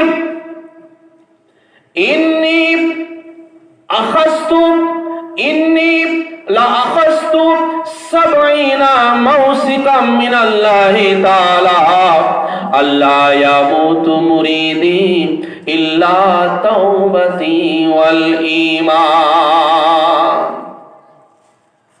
আমাদের এই সিলসিলাতে খানদান পাকে, এই সিলসিলার এই খানদান, এই দরবার পাক, বড় হুজুর পাক কিবলা ও কাবার দরবার পাকের, শাহেনশাহ বাগদাদ পাকের এই দরবার পাক, আহলে বাইত পাকের এই দরবার পাক, এই দরবার পাকের কোন ভক্ত মুরিদান যারা বায়াত গ্রহণ করেছেন, তিনারা কেউ মারা গেলে তিনাদের বুকের উপরে সাজরা শরীফ দেওয়া হয়, ঠিক কিনা বলেন? সাজরা শরীফ দেওয়া হয়। অনেক দলিল আছে, অনেক। আমার এখানে সাজরা শরীফ পরে আমার একটা বিষয় এখানে আমার নোট ডাউন করা আছে, কুরআন, হাদিস, ইজমা, কিয়াস, বিভিন্ন দলিল আদিল্লা নিয়ে। সেটার উপরে বলতে গেলে আলাদা অনেক সময় সেদিকে যাচ্ছি না। শুধু জেনে রাখবেন, কারণ বর্তমানে আমাদের বর্তমান না, এটা বহু আগে থেকে এই সাজরা শরীফ নিয়ে আমাদের সেই শেষ সময়ও কোনো পীর ভাই পীর বোন মারা গেলে সাজরা শরীফ দেওয়া নিয়ে অনেক সময় ঝামেলা বেঁধে যায় কি যায় না বলেন? যারা জানে না, বোঝে না, তাদেরকে যারা হঠাৎ করে এটা দেখেই তারা মানে অবাক হয়ে যায়, তারা মানে আকস্মিক অবস্থায় দেখেই তারা বিভিন্ন ফতোয়া, এটা কি বেদাত, এই সেই বিভিন্ন কথা বলে থাকে, বলে কি বলে না? বলে থাকে। কিন্তু এটার দলিল আছে ভাই, অনেক দলিল আছে, সেটা আলাদা চ্যাপ্টার। আমি সেদিকে গেলে যেদিকে যাচ্ছি আর গৌসে পাকের দিকে, এদিকে আর যাওয়া হবে না। তো এর অনেক দলিল আছে, জেনে রাখবেন। আর এই সাজরা শরীফে কি আছে? সাজরা শরীফ কি জেনে রাখবেন। সাজরা শরীফের উপরে সর্বপ্রথম আপনার বিসমিল্লাহির রহমানির রহিম, এই যে পৃষ্ঠাটা, কাগজের যে পৃষ্ঠাটা, এটাতে কি আছে জেনে রাখবেন। এবং এখানে যেগুলো আছে সেগুলো আদৌ শরীয়ত সম্মত বৈধ কিনা জানতে হবে, বুঝতে হবে। না জেনে না বুঝে কোন কিছুর প্রতি মন্তব্য করা, এটা মূর্খতার পরিচয়, অজ্ঞানের পরিচয়, এটা কখনো জ্ঞানের পরিচয় না। সাজরা শরীফের উপরে সর্বপ্রথম বিসমিল্লাহির রহমানির রহিম লেখা আছে। আপনি ফতোয়ার কিতাব বের করে দেখেন, সব ফতোয়ার কিতাবে আছে। জাল হক বের করেন, এরকম বিভিন্ন ফতোয়ার কিতাব আছে। আপনি ফতোয়ার কিতাব বের করে দেখেন, যে লেখা আছে মৃত ব্যক্তির কাফনের উপরে বিসমিল্লাহির রহমানির রহিম লিখে দেওয়া এটা মুস্তাহাব। বলুন সুবহানাল্লাহ। সর্বপ্রথম বিসমিল্লাহির রহমানির রহিম লেখা আছে। এরপর আল্লাহর কুরআন পাকের একখানা আয়াত পাক আছে, শাজারাতুন তাইয়্যিবাতুন আসলুহা সাবিতুন ওয়া ফারউহা ফিস সামা। কুরআন পাকের আয়াত পাক আছে। এরপরে গৌসে পাকের বাণী আছে।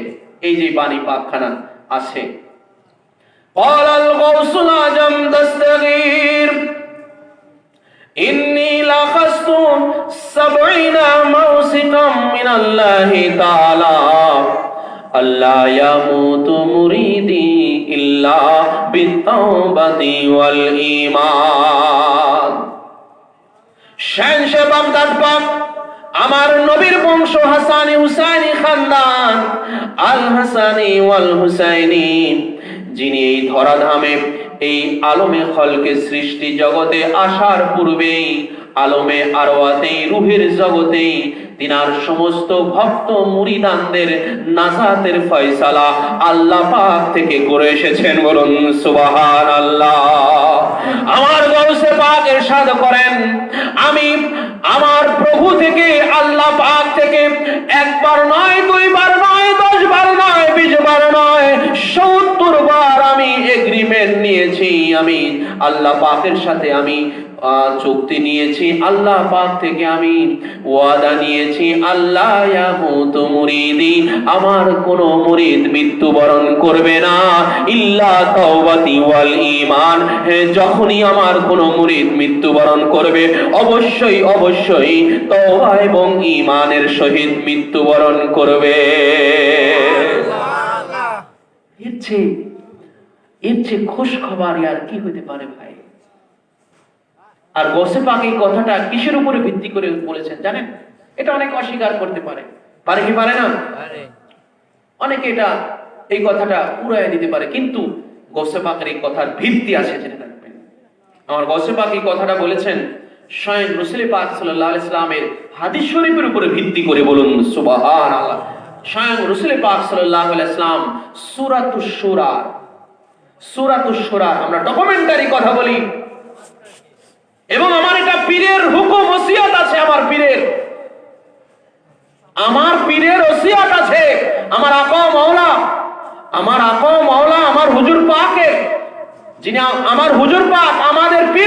যিনি জেনে রাখবেন, যিনি আমাদের নবী পাকের ডাইরেক্ট বংশধর, ঠিক কিনা? এবং গৌসে পাকের ডাইরেক্ট বংশধর আমার পীর মুর্শিদ বড় হুজুর পাক কিবলা ও কাবা, ছোট হুজুর পাক কিবলা ও কাবা, শাহজালাল হুজুর পাক কিবলা ও কাবা। আমার পীর, আমার পীরের হুকুম আছে আমার উপরে, আমাদের প্রত্যেক আলেমের উপরে, আমরা যারা ওয়াইজিন, আমাদের যারা বক্তা, আমাদের উপরে ওসিয়ত আছে, এই উপদেশ আছে যে তোমরা যে কথাটাই বলবে ডকুমেন্টারি বলবে। আমরা যে কথাটাই বলি ভাই ডকুমেন্টারি বলি, দলিল ছাড়া আমরা কোনো কথা বলি না, জেনে রাখবেন। কোনটা জানতে চান আপনি আসেন। সূরাতুশ শূরা 25 পারার 23 নম্বর আয়াত, 25 পারাতেই সূরাখানা আছে, সূরাতুশ শূরা এর 23 নম্বর আয়াত। কুল্লা আসআলুকুম আলাইহি আজরান ইল্লাল মাওয়াদ্দাতা ফিল কুরবা। এই আয়াত পাকের তাফসিরে কবিরের 7ম খণ্ড 790 পৃষ্ঠা, এবং তাফসিরে দুরে মনসুর, তাফসিরে কাশাফ, তাফসিরে বাইজাবি, এরকম যত বিশ্ববিখ্যাত তাফসির আছে, প্রত্যেক তাফসিরে রাসূল পাক সাল্লাল্লাহু আলাইহি ওয়াসাল্লামের এই হাদিস পাকখানা নিয়ে আসা হয়েছে ওই আয়াতে পাকের তাফসিরে। قال النبي صلى الله تعالى عليه وآله وسلم من مات على حب آل محمد مات تائبا ومن مات على حب آل محمد بشره ملك الموت بالجنة ثم منكر ونكير ومن مات على حب آل محمد মাজারাহু মালাইকাতুর রহমান মাজারা কবরহু মালাইকাতুর রহমান। আল্লাহ রাসূল সাল্লাল্লাহু আলাইহি ওয়াসাল্লাম এইভাবে ধাপে ধাপে হাদিস পাক বর্ণনা করেছেন যে যে ব্যক্তি আলে মুহাম্মাদের মুহাব্বত নিয়ে মারা গেল সে তওবার সহিত মারা গেল। যে ব্যক্তি আলে মুহাম্মাদের মুহাব্বত নিয়ে মারা গেল, মালাকুল মউত আজরাইল তাকে জান কবজের সময় শুধু তার জান কবজ করবে না, বলে তার জান কবজের পূর্বে তাকে আগে জান্নাতের সুসংবাদ দিবে। সুম্মা মুনকার ওয়া নাকির, এবং মুনকার নাকির তাকে কবরের মধ্যে সওয়াল জবাবের জন্য না, বলে তাকে জান্নাতের সুসংবাদ দিবে যে তুমি আলে মুহাম্মাদের মুহাব্বতকারী আছো, তুমি জান্নাতি আছো। সুবহানাল্লাহ। ওয়া মাজারা কবরহু মালাইকাতুর রহমান, আল্লাহ পাকের ফেরেশতারা তার কবরটাকে জিয়ারত করবে। সুবহানাল্লাহ। এটা রাসূল পাক সাল্লাল্লাহু আলাইহি ওয়াসাল্লামের হাদিসে পাক। আল্লাহ রাসূল বলেছেন যে আলে মুহাম্মাদের মুহাব্বত নিয়ে মারা যায় সে তওবার সহিত মারা যায়। তো ভাই যে যার মৃত্যুটা হয় তওবার সহিত, বাস তার তো ফয়সালা হয়ে গেল, ঠিক কি না বলেন? যা হবে তো মৃত্যুর উপরে কেন্দ্র করে হবে। আপনার মৃত্যুটা কি অবস্থায় হলো, এরপরে আর কোনো সুযোগ নাই। বলে মৃত্যুটা আপনার কোন হালাতে হয়েছে, তওবার সহিত, ঈমানের সহিত, নাকি তওবা ছাড়া বিনা তওবায় বেঈমান অবস্থায়, ইহুদি অবস্থায়, কুফরি অবস্থায় আপনার মৃত্যুটা হয়েছে, ওর উপরেই বাকি যা সবটাই হবে। বলে তওবার সহিত যখন মৃত্যু হবে আপনার কবরের জিন্দেগিটা হবে আসানের সহিত, ঠিক কি না? এরপরে আপনার হাসর নাসর হবে আসান আর আসান। হ্যাঁ, হাসরেও ফয়সালা হয়ে যাবে, জান্নাতি হয়ে যাবে, ঠিক কিনা বলেন? এই যে মৃত্যু হলো, ওই জায়গাটাই হলো মূল, ওই জায়গাটা, ওই মৃত্যু, ওই জায়গাটাই হলো মূল। ওই জায়গায় কি হয়েছে, মৃত্যুটা কি অবস্থায় হয়েছে? মৃত্যু যদি ইহুদি অবস্থায়, কুফরি অবস্থায়, বেঈমান অবস্থায়, তাহলে ওই মারা যাওয়ার পরে থেকে কবর থেকে শুরু হয়ে যাবে, ঠিক কিনা বলেন? কবর থেকে শুরু হয়ে যাবে, কবর থেকেই একদম শেষ মতো জাহান্নাম পর্যন্ত ঠেকতে হবে। বুঝতে পেরেছেন? দেখেন আল্লাহ রাসূল বলেন যে মাতা তায়েবান, সর্বপ্রথমেই বললেন যে মাতা তায়েবান, তার মৃত্যুটা হবে তওবার সহিত। যার মৃত্যুটা তওবার সহিত হয়ে গেল সে তার পরকালকে সে কামিয়াব করে নিল, ঠিক কিনা বলেন? তো গৌসে পাক যে বলছেন যে আমার মুরিদ তওবা এবং ঈমান ছাড়া মৃত্যুবরণ করবে না, তো ভাই গৌসে পাকের যে মুরিদ সে তো আলে মুহাম্মাদের মুহিব্বিন, কারণ আমার গৌসে পাক আলে মুহাম্মদ, হাসানি হুসাইনি।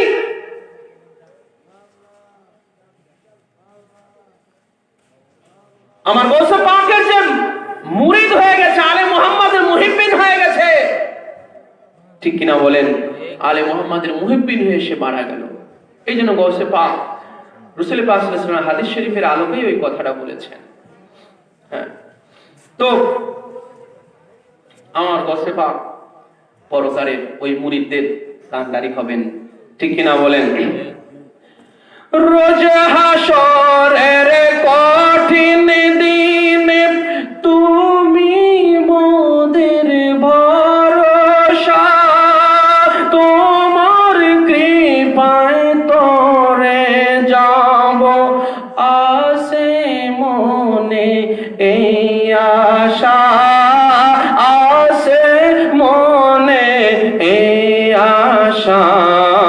তাই তোমরা নিত্য জপি, তাই তোমরা নিত্য আরে তাই তোমরা নিত্য জপি, তাই তোমরা নিত্য জপি তোমার ওই পাক নাম খানি। গৌসুল আজম জিলানী ওলি দিগের রাজা মহারাজ, ওলি দিগের রাজা মহারাজ, লমদের সালাম খানি। গৌসুল আজম জিলানী কৃপা করে রাখ মোদের লাজ, কৃপা করে রাখ মোদের লাজ।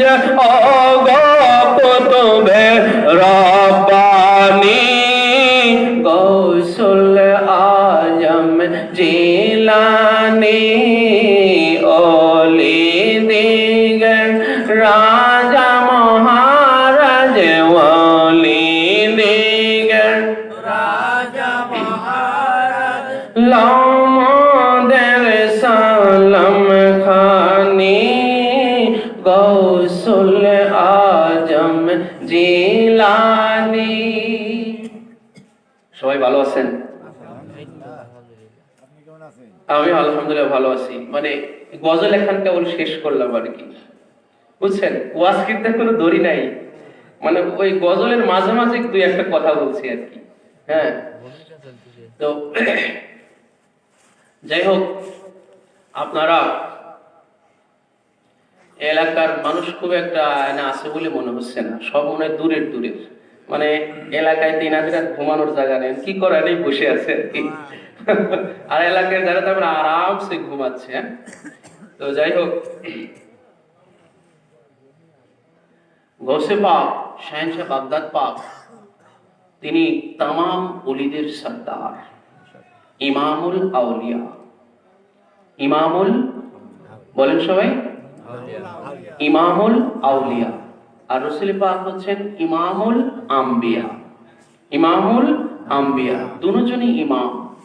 একজন হচ্ছেন আম্বিয়াদের ইমাম, আর একজন হচ্ছে আউলিয়াদের ইমাম। একজন নবীদের সর্দার আর একজন ওলিদের সর্দার। যিনি নবীদের সর্দার, তিনারই বংশে আল্লাহ পাক ওলিদের সর্দারকে পাঠিয়েছেন, ঠিক কিনা বলেন? ওলিদের সর্দারকে পাঠিয়েছেন। তো দেখেন, এই জন্য আল্লাহ পাক এই দুজনকে, দুজনের শান এবং মর্তবাকে আল্লাহ পাক কিভাবে বুলন্দ করে রেখেছেন এবং একইভাবে মিল তালে রেখেছেন। মানে এগুলো আসলে চিন্তা ভাবনার জায়গা থেকে এই কথাগুলো আসে। কিছু কিছু কথা আসে আসলে ওগুলো কিতাবাদিতে পাওয়া যায় না, ওগুলো চিন্তা ভাবনার জায়গা থেকে আসে, ঠিক কিনা বলেন? এই যে আমরা বলি না ইসলামী চিন্তা, বিশিষ্ট দেখবেন বক্তাদের যখন মাইকিন হয়, বক্তাদের যখন মাইকিন হয়, বুঝতে পারছেন, দেখবেন প্রত্যেকের নামের সাথে ব্যবহার বিশিষ্ট ইসলামী চিন্তাবিদ বলা হয় কি হয় না? বলে তার মধ্যে যদি কোনো চিন্তা ভাবনা নাও থাকে, তারপরেও মানে প্রচারের সময় বলা হয় বিশিষ্ট ইসলামী চিন্তাবিদ আর কি। মানে ওই কথাটা থেকে এই কথাটা আসলো আর কি, চিন্তাবিদ জিনিসটা কি। এই যে আপনারা যে খালি শোনেন বিশিষ্ট ইসলামী চিন্তাবিদ, চিন্তাবিদ কাকে বলে? চিন্তাবিদ মানে যিনি চিন্তা ভাবনা করে, যেই কথাটা কিতাবের মধ্যে নাই, যেই কথাটা কিতাবের মধ্যে নাই, কিন্তু কিতাবের আলোকে চিন্তা ভাবনা করে যিনি বাস্তবতার নিরিখে একটা কথা যিনি উপস্থাপন করেন, ওটাকে বলে আপনার চিন্তাবিদ, তাকে বলে হচ্ছে চিন্তাবিদ। তো শাহেনশাহ বাগদাদ পাক এবং রাসূল পাক সাল্লাল্লাহু আলাইহি সাল্লাম দুইজনের হায়াতে পাক দেখেন, আগমন পূর্ববর্তী এবং পরবর্তী, আল্লাহ পাক কি মিল তাল রেখেছেন। যেহেতু দুইজনই সর্দার, দুইজনই ইমাম, একজন নবীদের একজন ওলিদের, তো দুজনের মর্তবাকে আল্লাহ পাক দেখেন কি সামঞ্জস্য রেখেছেন। যে রাসূল পাক সাল্লাল্লাহু আলাইহি ওয়াসাল্লাম পাক তিনি আগমনের পূর্বে সমস্ত নবীরা আমাদের নবীর আগমনের সুসংবাদ দিয়েছেন, ঠিক কিনা বলেন? একদম আদম আলাইহিস সালাম থেকে ঈসা আলাইহিস সালাম পর্যন্ত। আদম আলাইহিস সালাম তিনার পরবর্তী ওসি হযরত শীশ আলাইহিস সালাম ওনার সমস্ত বংশকে একত্রিত করে রাসূল পাক সাল্লাল্লাহু আলাইহি ওয়াসাল্লামের সুসংবাদ দিয়েছেন, এবং বিশেষ করে শীশ আলাইহিস সালামকে খাস করে ওসিয়ত করেছেন যে আমার থেকে যেই নূরে মুহাম্মাদি তোমার দায়িত্বে দেয়া হলো, এটার মর্যাদা রক্ষা করবা। কেন? যে আমি আরশের পায়ায় এবং জান্নাতের বৃক্ষের প্রত্যেকটা পাতায় পাতায় আমি এই মুহাম্মাদুর রাসূলুল্লাহ সাল্লাল্লাহু তাআলা আলাইহি ওয়াসাল্লাম ওনার নাম পাক আমি লেখা দেখেছি। আদম আলাইহিস সালাম শীশ আলাইহিস সালামকে এইভাবে ওসিয়ত করেছেন। এরকম প্রত্যেক নবী আমাদের নবীর সুসংবাদ দিয়েছেন। ইব্রাহিম আলাইহিস সালাম শাহ ইসমাঈল আলাইহিস সালামকে নিয়ে কাবার পাশে দাঁড়িয়ে আমাদের নবীর আগমনের জন্য দোয়া করেছেন। কোরআন পাকের মধ্যে যেটা চলে এসেছে, রব্বানা ওয়া বাআস ফীহিম রাসূলাম মিনহুম ইয়াতলু আলাইহিম আয়াতিকা ওয়া ইউআল্লিমুহুমুল কিতাবা ওয়াল হিকমা। এইভাবে ইব্রাহিম আলাইহিস সালাম আমাদের নবীর আগমনের দোয়া করেছেন। সাথে ছিলেন ইসমাঈল আলাইহিস সালাম। শেষ পর্যন্ত আমাদের নবীর যিনি পূর্বের নবী ছিলেন হযরত ঈসা আলাইহিস সালাম, আমাদের নবীর পূর্বের নবী ছিলেন, 100 বছর আগের নবী ছিলেন ঈসা আলাইহিস সালাম। মানে ঈসা আলাইহিস সালাম এবং আমাদের নবীর মাঝে আর কোনো নবী ছিল না দুনিয়াতে। 100 বছরের মতো কেটে যায়। সেই ঈসা আলাইহিস সালামও উনার ইনজিলের মধ্যে এই কথাটা আছে, আমাদের নবীর ভবিষ্যৎবাণী করেছেন, সুসংবাদ দিয়েছেন আগমনে। ওয়া মুবাশশিরাম বিরাসূলিন ইয়াতি মিন বাদি ইসমুহু আহমদ। নাম পাক সহ, আল্লাহু আকবার। কথাগুলো খেয়াল রাখবেন। আমি রাসূল পাক সাল্লাল্লাহু আলাইহি ওয়াসাল্লামের এবং শাহেনশাহ বাগদাদ পাকের এই মিলগুলো আপনাদের দেখায় দেব। দেখেন আল্লাহ কি সেটিংটা কিভাবে করেছেন।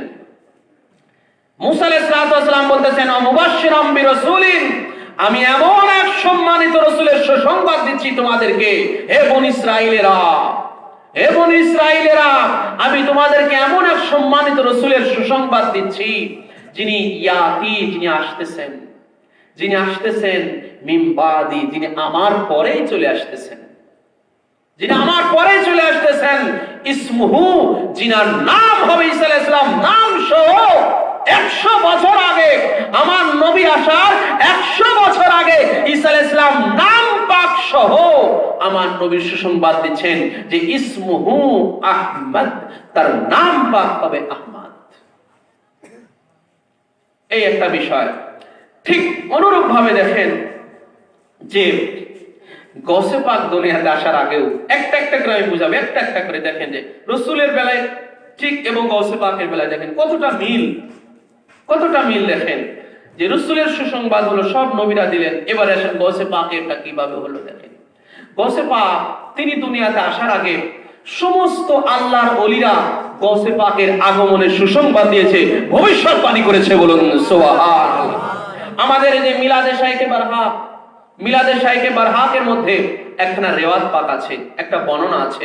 রেওয়ায়াত হ্যায়, এক রোজ ফকিরে চাঁদ शेख আলী बिन वहाब की खिदमत में आए, फरमाया कहां से आया, कहां आजम से, कहां किस शहर से, कहां जीलाम से, कहां फरमाया इन्नल्लाह क़द नव्वरा वजूदकुम बिज़हूरि रजुलिम मिनकुम क़रीबिम मिनल्लाहि तआला इस्मुहु अब्दुल कादर व मज़हरुहु फिल इराक़ व यक़ूलु फी बगदाद क़दमी हाज़िही अला रक़बति कुल्ली वली अल्लाह व युक़िर्रु औलियाउल्लाहि बिफज़लिही।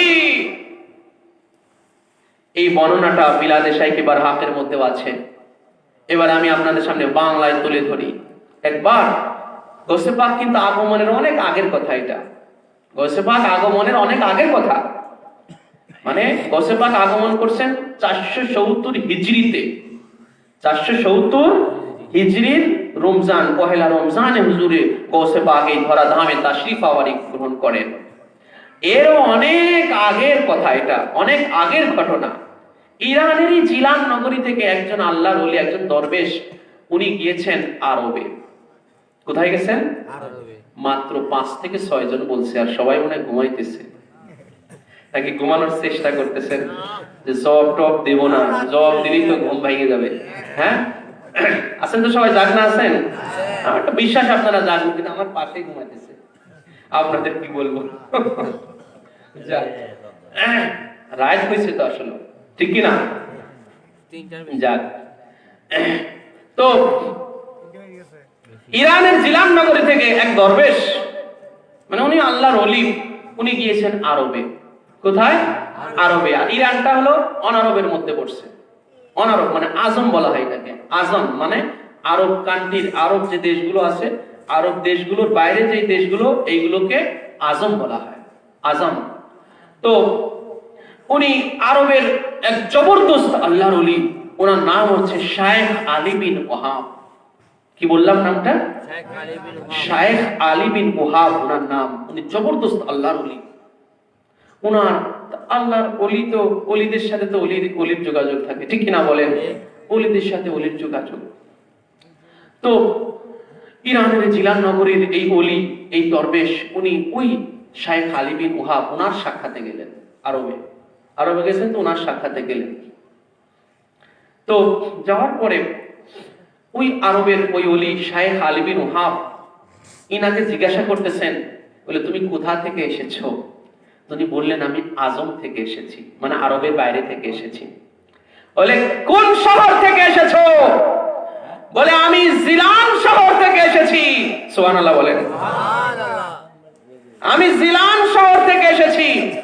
বলে যখনই জিলানের কথা বললেন, এবারে উনি ওনার ভবিষ্যৎবাণী করা শুরু করলেন যে হে দরবেশ, হে আল্লাহওয়ালা, জেনে রেখো তোমরা এত সৌভাগ্যবান যে ইন্নাল্লাহা ক্বাদ নাওয়ারা উজুদাকুম বিযহুরি রাজুলিম মিনকুম করিবিম মিনাল্লাহি তাআলা, যে আল্লাহ পাক, আল্লাহ হতে তোমাদের মধ্যে, ইরানের জিলান নগরীতে আল্লাহ হতে তোমাদের মধ্যে এমন এক মহাপুরুষ আগমন করবেন, জিনার আগমনের সাদকায় তোমাদের অস্তিত্ব আলোকিত হয়ে যাবে।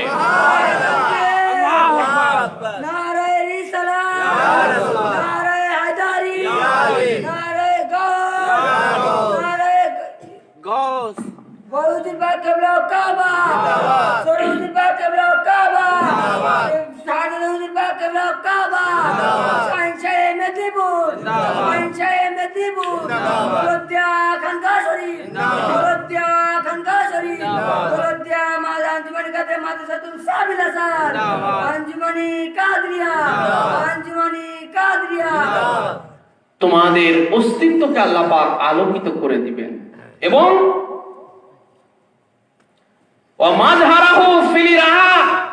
তিনি ইরাকে প্রকাশিত হবেন। ইরাকে তিনি তিনার পরিপূর্ণতাকে প্রকাশ করবেন ইরাকে। হুজুর পাক, হুজুর গৌস পাক ওই যে শিশু অবস্থায়, বালক অবস্থায় উনি আম্মা জান ওনাকে ইরাকে পাঠিয়ে দিলেন, তাই না? ইরাকের বাগদাদে পাঠিয়ে দিলেন ইলম অর্জনের জন্য। আম্মা জান পাঠিয়েছিলেন 40টা স্বর্ণ মুদ্রা। ওই ঘটনা তো আপনাদের জানা আছে, আছে কি নাই? জামার ভিতরে সেলাই করে দিয়েছেন। হামদান এলাকায় যখন গেছেন, হামদান এলাকায় ওই কাফেলা, যে বনি কাফেলা যাচ্ছিল, হামদান এলাকায় যাওয়ার পরে ডাকাত, 60 জনের একটা ডাকাত দল আক্রমণ করে বসলো রাত্রিবেলায়। এক ডাকাত এসে, এই বালক বাচ্চা, তোমার কাছে কি আছে? বলে, আমার কাছে 40টা স্বর্ণ মুদ্রা আছে। বলে, দুষ্টামি করতেছো? একটা বাচ্চার কাছে 40টা স্বর্ণ মুদ্রা থাকে, আর থাকলে কেউ স্বীকার করে নাকি? ডাকাত তো মনে করতে দুষ্টামি করতেছে। বলে, তুমি মজা করতেছো? বলে, না, আমি মজা করছি না, এটাই বাস্তব। বলে, দেখেন এই যে আমার জামার মধ্যে, সত্যি দেখে জামার ভিতরে আম্মা জান নিজের হাতে সেলাই করে দিয়েছেন 40টা স্বর্ণ মুদ্রা। স্বর্ণের পয়সা আর কি, সোনা দিয়ে বানানো। বলে, তুমি তো না করলে পারতে যে আমার কাছে কিছু নাই, তোমাকে তো সার্চ করা হতো না। বলে, কেন? ডাকাত দলের সর্দারের কাছে নিয়ে গেছে ওই ডাকাত। হ্যাঁ, সর্দার দেখেন কি কাণ্ড, কি দেখেন এই বালকের কাছে 40টা স্বর্ণ মুদ্রা। আমি জিজ্ঞাসা করা মাত্র সে বলছে আমার কাছে 40টা স্বর্ণ মুদ্রা আছে। ডাকাত সর্দারের মাথায় ঘুরে গেছে, কি কথা, একটা বালক সেইভাবে স্বীকার করে ফেললো। তুমি স্বীকার করলে কেন? বলে, কেন স্বীকার করবো না কেন? তুমি তো না করলে পারতে। না, আমার আম্মা জান মিথ্যা বলতে নিষেধ করছেন। সুবহানাল্লাহ, আমার আম্মা জান মিথ্যা বলতে নিষেধ করছেন। ডাকাত সর্দারের মাথায় খারাপ, মায়ের কথা ভেবে 40টা স্বর্ণ মুদ্রার মায়া ছেড়ে দিল। সারা জীবন ডাকাতি করতেছি, আরে সারিল মোহরের মায়া, মায়ের কথা ভাবিয়া করলাম কত খুন খারাপি, চুরি ডাকাতি সারা জনম ভরিয়া, আরে মুরিদ বানাইয়া বাবা। সুবহানাল্লাহ। এই ডাকাত দলের সর্দার বলতেছে, আরে মুরিদ বানাইয়া বাবা, মাথায় দাও শরণ ধুলি,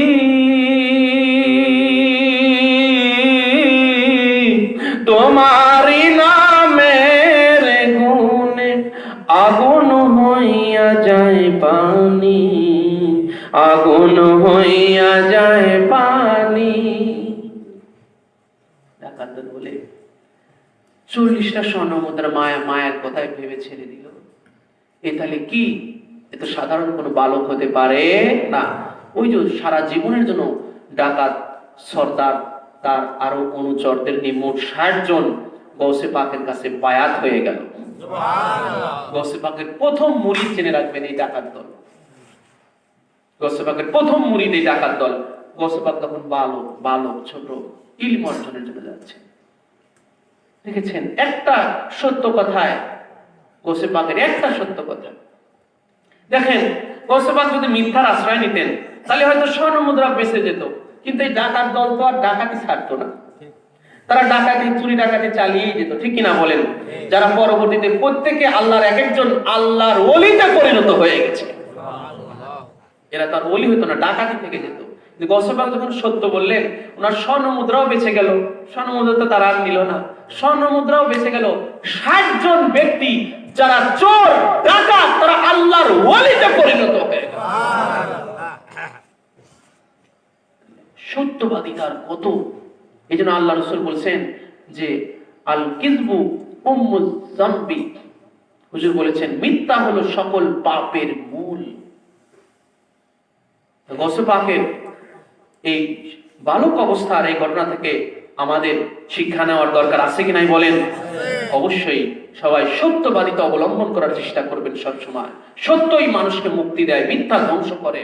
কখনো মিথ্যার আশ্রয় নেবেন না, সত্যর উপরে থাকবেন। এটাই আমার গৌসে পাক, আমার গৌসে পাকের আওলাদ, আমার আকা ও মাওলা বড় হুজুর পাক কিবলা ও কাবা শাহজাদা হুজুর পাক এবং ছোট হুজুর পাক, ইনাদের অন্যতম বৈশিষ্ট্য যে ইনারা সত্যের মূর্ত প্রতীক। আমি এক খাদেমের কাছে জিজ্ঞাসা করেছি, আমি এক খাদেম থেকে আমি শুনেছি, দরবার পাকের একজন, উনি বড় মাপের খাদেম ছিলেন হুজুর পাকের, উনি এখন মারা গেছেন, ইন্তেকাল করছেন। উনি হুজুর পাকের খেদমতকালে ওই আপনার 22 নম্বর খানকা শরীফে কিংবা 4 নম্বর খানকা শরীফে একজনের টেলিফোন আসছে। হুজুর পাকের সামনে একজনের টেলিফোন আসছে, ওনার সামনে, হুজুর পাক সামনে আছে। তো যিনি টেলিফোন করছেন উনি হুজুর পাককে চাচ্ছেন, ওনার মানে উনি প্রত্যক্ষ সাক্ষী উনি। তো উনি হুজুর পাককে চাচ্ছেন, হুজুর পাক বলতেছেন ও কি বলতে চায়, শোন তুই শোন ও কি বলতে চায়। তো উনি বলতে, ভাই আপনি কি বলবেন বলেন, আপনি কি বলবেন বলেন। কিন্তু উনি বলতেছেন, ভাই আমার হুজুর পাক খেতে আনি, হুজুর পাক খেতে আনি। দেখছেন ব্যাপারটা? হ্যাঁ, তখন উনি মুখ ফসকে বলে ফেলছে, হুজুর পাক এখানে নেই, হুজুর পাক ওখানেই দাঁড়ানো। খাদেম উনি নিজে স্বীকার করতেছে, উনি ওনার বর্ণনায় আমি নিজে শুনেছি, উনি মুখ ফসকে বলে ফেলছে, ভাই হুজুর পাক এখানে নাই, আপনি বলেন। আর ওই যে খাদেম হুজুর পাক কিন্তু বলতে বলেন নাই তুমি বলো আমি এখানে নাই, কিন্তু উনি মুখ ফসকে বলে ফেলছে। তখন হুজুর পাক কি করছেন, উনি যে এই কথাটা বলছেন যে হুজুর পাক এখানে নাই, উনি ওই কথাটাকে পরবর্তীতে সত্যতে পরিণত করার জন্য, দেখেন আওলাদ রাসূল কেমন সত্যের মূর্ত প্রতীক, যে উনি সাথে সাথে হুজরা শরীফ ছেড়ে একটা রিকশায় করে দূরে চলে গেছে। নারে তাকবীর, নারে সালাত, নারে হায়দারি, নারে হাসান, নারে হুসাইন, নারে গৌস, নারে হুজুর পাক কিবলা কাবা, নারে হুজুর পাক কিবলা কাবা, নারে বলশান হুজুর পাক কিবলা কাবা, নারে সরশান হুজুর পাক কিবলা কাবা, আঞ্জুমানে কাদিয়া, নারে গৌসে পাক বাগদাদ শরীফে, মনে পড়ছে বাগদাদ শরীফে হুজুর গৌসে পাক উনি গেলেন, বাগদাদ শরীফে চলে গেলেন। বাগদাদ শরীফে উনি নিজেকে জাহির করলেন পরিপূর্ণভাবে। গৌসে পাক বাগদাদ শরীফ ইরাকে জাহির করলেন। ওই যে শায়েখ আলী বিন ওয়াহাব ভবিষ্যৎবাণী করতেছেন, ওই যে মাজহারাহু ফিল ইরাক ওয়া ইয়াকুলু ফি বাগদাদ, এবং তিনি বাগদাদে বলবেন কদামি হাযিহি আলা রাকাবাতি কুল্লি ওলিয়াল্লাহ ওয়া ইউকিররু আউলিয়াউল্লাহি বিফাজলিহি। তিনি বাগদাদ শরীফে বলবেন আমার পদযুগল तमाम ওলিদের ঘাড়ের উপরে, এবং সমস্ত ওলিরা আল্লাহর ফজল করবে এই কথাটাকে স্বীকৃতি প্রদান করবেন। বলুন সুবহানাল্লাহ।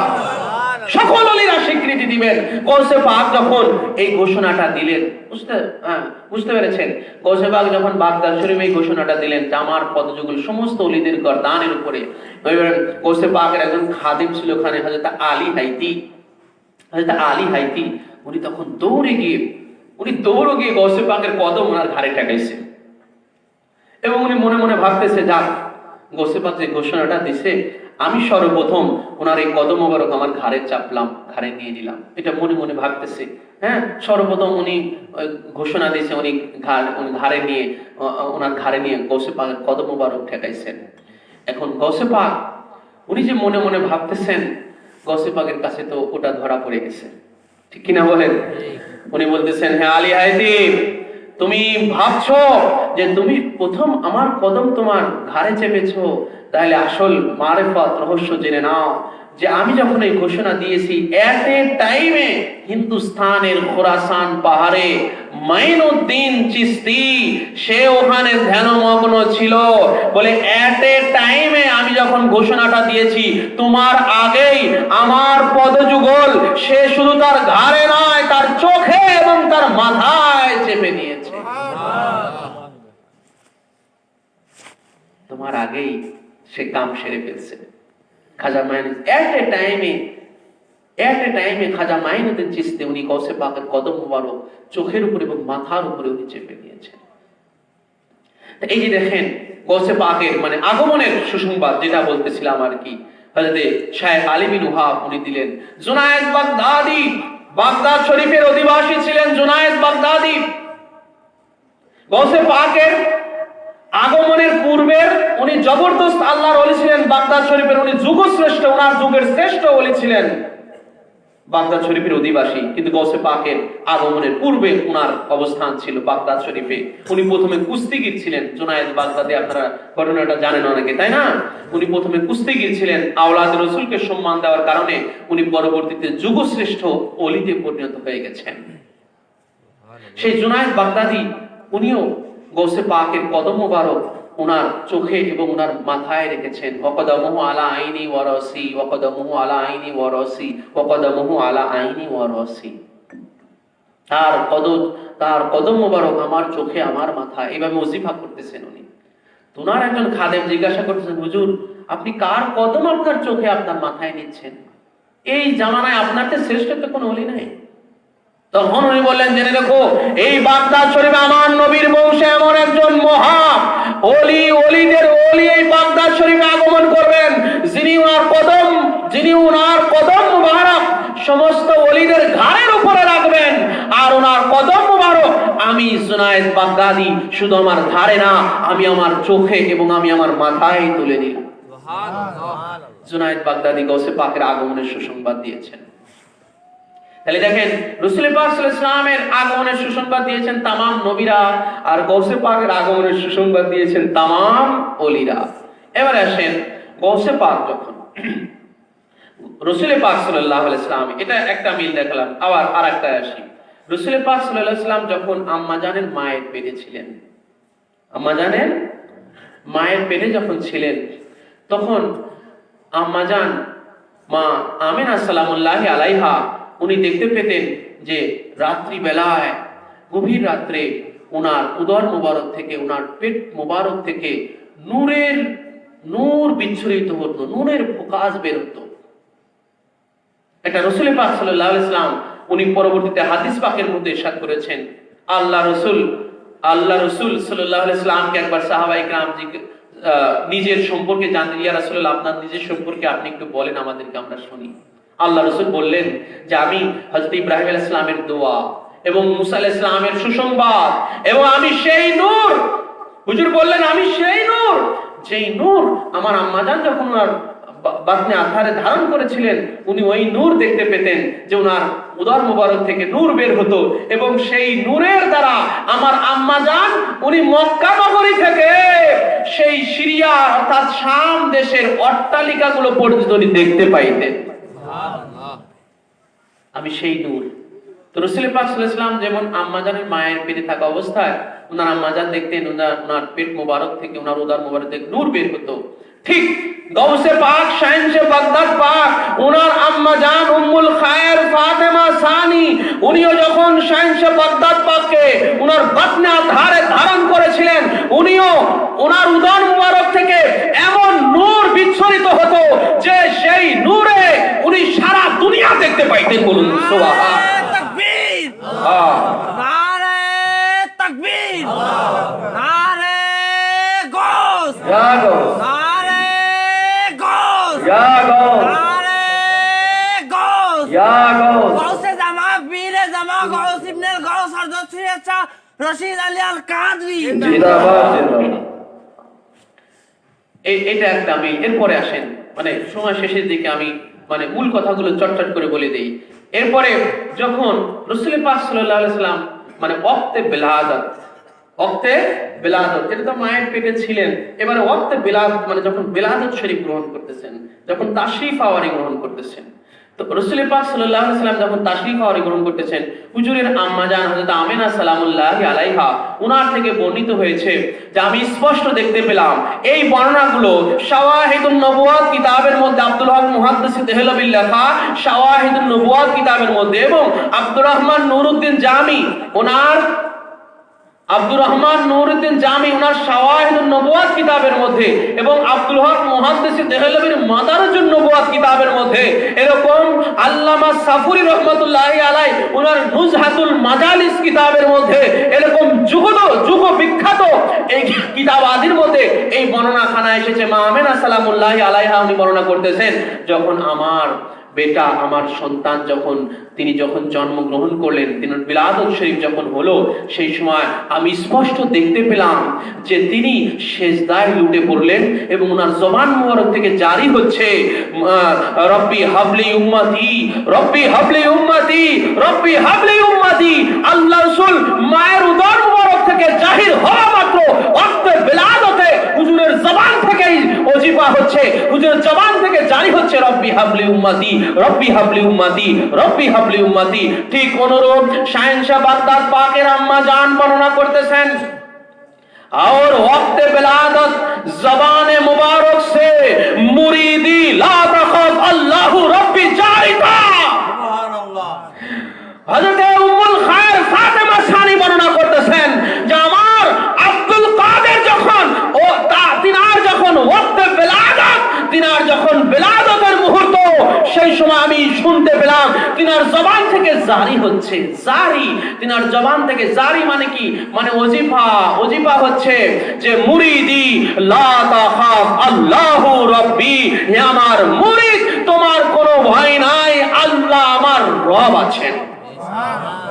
দেখেছেন হুজুরের সাথে আমার গৌসে পাকের কত মিল।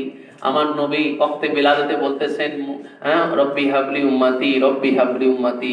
শাহেনশে বাগদাদ পাক ওয়াক্তে বিলাদতে বলতেছেন মুরিদি লা তাখাফ আল্লাহু রাব্বি। মিল আছে কি নাই বলেন? এবারে রাসূল পাক সাল্লাল্লাহু তাআলা আলাইহি ওয়া সাল্লাম পাক তিনি বিলাদাত পরবর্তী বিলাদত পরবর্তী শাহেনশাহ বাগদাদ পাক বিলাদত পরবর্তী রাসূল পাক সাল্লাল্লাহু আলাইহি ওয়াসাল্লাম বিলাদতের পরে তিনি যখন দোলনায় যখন ওনাকে শোয়ায় রাখা হয়েছিল, তো রাসূল পাক সাল্লাল্লাহু আলাইহি ওয়াসাল্লাম চাঁদ নিয়ে খেলা করতেন। কি নিয়ে বলেন? চাঁদ নিয়ে খেলা করতেন। বাচ্চারা দোলনায় শোয়ার পরে হাত পা এরকম নাড়ে না, হাত পা এরকম নাড়াচাড়া করে। তো রাসূল পাক সাল্লাল্লাহু আলাইহি ওয়াসাল্লাম যখন এরকম হাত পা নাড়াতেন, হাত নাড়াতেন, ওনার হাতের ইশারায় মানে হাত যেদিকে যেত চাঁদ সেদিকে চলে যেত। আকাশের চাঁদ আল্লাহ রাসূলের খেলনা হয়ে যেত। সুবহানাল্লাহ। তো হযরত আব্বাস রাদিয়াল্লাহু তাআলা রাসূল পাক সাল্লাল্লাহু আলাইহি ওয়াসাল্লামের চাচা, একজন হুজুরের একজন চাচা ছিলেন, হযরত আব্বাস রাদিয়াল্লাহু তাআলা, ওনার থেকে এই হাদিস পাক বর্ণিত হয়েছে। রাসূল পাক সাল্লাল্লাহু আলাইহি ওয়াসাল্লাম যখন বড় হয়ে গেছেন, উনি জিজ্ঞাসা করতেছেন, ইয়া রাসূলুল্লাহ, ইয়া রাসূলুল্লাহ, আপনার ছোটবেলায় আপনি যখন দোলনাতে আপনাকে দেখেছি, আপনি যখন দোলনাতে শুয়ে যখন হাত পা নাড়তেন, বলে আমরা লক্ষ্য করেছি চাঁদ আপনার হাতের ইশারায় নড়াচড়া করত। এটা উনি বলতেছেন, হুজুরের চাচা জানেন যে আমরা লক্ষ্য করেছি এটা নাড়াচাড়া করত, চাঁদ আপনার হাতের সাথে এইরকম নাড়াচাড়া করত।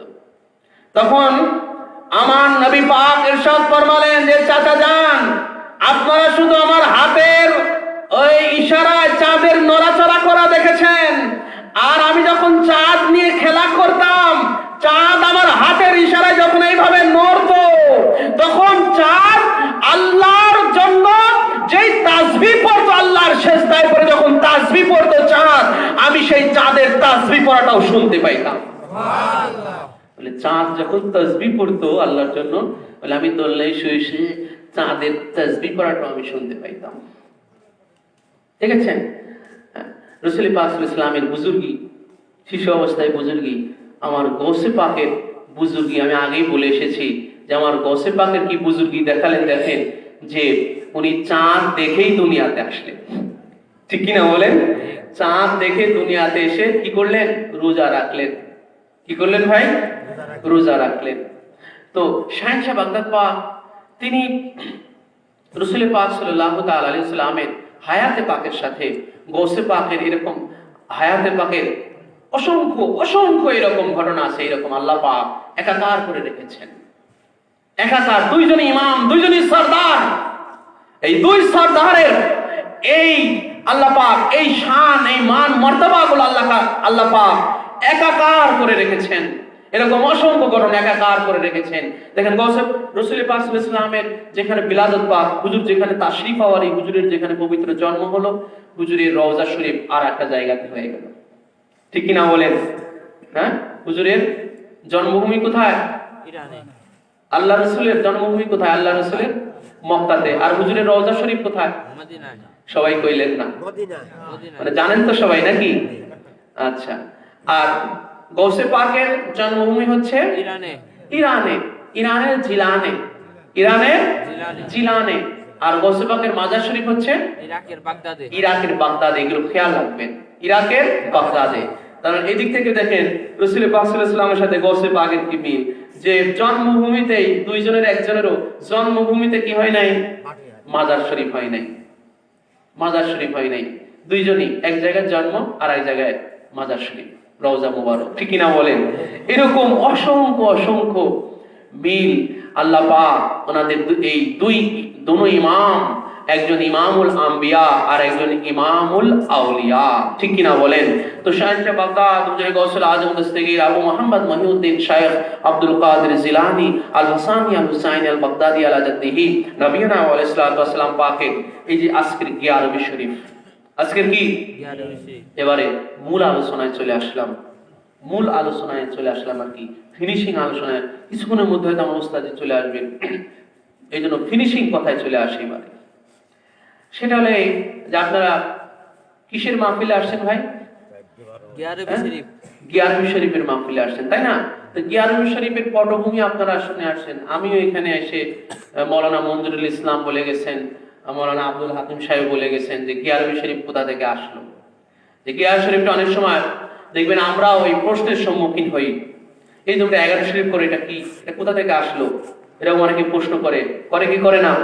অনেকে জানার জন্য করে, আবার অনেকে না জেনে না বুঝে 11 শরীফের বিরুদ্ধে বিভিন্ন বাজে ফতোয়াবাজি করে কি করে না? আরে 11 শরীফ এটা না জায়েজ, এটা বেদাত, এরকম অনেকে বলে কি বলে না? অনেক বড় বড় আলেমরাও, আন্তর্জাতিক খ্যাতি সম্পন্ন বক্তারাও 11 শরীফের বিরুদ্ধে বলে, বুঝতে পারছেন বর্তমানে তাদের অবস্থা খুব খারাপ আছে। হ্যাঁ, খুব খারাপের মধ্যে আছে বর্তমানে। তো সেদিকে যাচ্ছি না। তো একটা কথা জেনে রাখবেন যে 11 শরীফ এটা কোথা থেকে এসেছে? 11 শরীফ খোদ আল্লাহ পাক হতে এসেছে।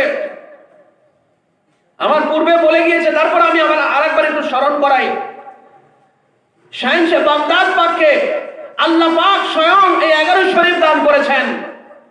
হুজুর গৌসে পাক 12 শরীফ আদায় করতেন, রাসূল পাক সাল্লাল্লাহু আলাইহি ওয়াসাল্লামের 12 শরীফ এটা আদায় করতেন। আল্লাহ পাক সেই খাতিরেই ওনাকে দান করলেন 11 শরীফ। এই জন্য দেখেন পাশাপাশি মাস, ঠিক কিনা বলেন? এই যে এর আগের মাস রবিউল আউয়াল গেছে 12 শরীফের মাস, 12 তারিখ, মানে তারিখটাও পাশাপাশি, মাসটাও পাশাপাশি। দেখেন আল্লাহর সেটিংটা কি, দেখেন মাসটাও পাশাপাশি, তারিখটাও পাশাপাশি। ভাববার কিছু আছে কি নাই বলেন? একটা চেয়ার সামনে একটা চেয়ার সামনে, মাসটাও পাশাপাশি, তারিখটাও পাশাপাশি।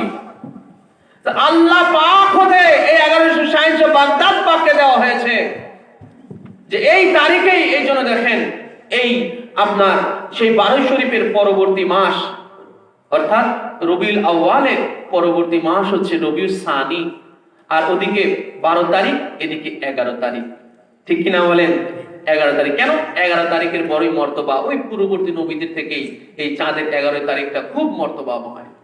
এই জন্য আল্লাহ পাক এই 11 তারিখটা গৌসে পাকের জন্য সিলেক্ট করলেন। আর ঠিক তাই 561 হিজরিতে, কত হিজরি আবার বলেন তো? আর এটা কত হিজরি? 1443 হিজরিটা, 1443 হিজরি। আর গৌসে পাক পর্দা নিয়েছেন 561 হিজরি। হ্যাঁ, 561 হিজরি। আর বিলাদত শরীফ হয়েছিল 470 হিজরি, 470। আর 561 কয় বছর হলো এবার বলেন দেখি, কে আগে বলতে পারে? 91 বছর। 470 মানে ওদিকে কত 30, আর এদিকে 61, তাহলে 61 আর 30 কত হলো? 91 বছরে গৌসে পাক পর্দা নিয়েছেন। হিসাবটা মনে রাখবেন। হ্যাঁ, 561 হিজরির এই রবিউল সানি মাস, এই যে রবিউল সানি, এটা এই রবিউল সানি মাসের 11 তারিখ আল্লাহ পাক ওনার জন্য সিলেক্ট করেছেন। ঠিক 11 তারিখে এসে 561 হিজরি 91 বছর বয়সে শাহিনশাহ বাগদাদ বড়পীর হুজুর গৌসুল আজম দস্তগীর 91 বছর বয়সে এসে এই 561 হিজরির এই আজকের এই 11 রবিউল সানি উনি পর্দা নিলেন। ওটাই সারা মুসলিম বিশ্বে ফাতিহায়, আপনার ইরানে বলা হয় ফাতিহা ইয়াজদাহুম, হিন্দুস্তানে বলা হয় গিয়ারবি শরীফ, আর আমাদের বাংলাতে বলা হয় 11 শরীফ। এই হলো ব্যাপার। তাহলে কেউ যদি এখন জিজ্ঞাসা করে 11 শরীফ কি, এক কথাই বলে দিবেন, এটা বড়পীর হুজুর গৌসুল আজম দস্তগীর ওনার এটা বিসালে হকের দিন, ঠিক কিনা বলেন? উনি রবিউল সানি মাসের 11 তারিখ উনি পর্দা নিয়েছিলেন। সেটারই অনুসরণে প্রত্যেক চন্দ্র মাসের 11 তারিখে এই 11 শরীফ পালন করা হয়, ঠিক কিনা বলেন? বলে কেন? বলে এই জন্য যে সারা বিশ্বের মুসলমানেরা গৌসে পাকের কাছে ঋণী আছে। সে বড় হাকিকতের কথা,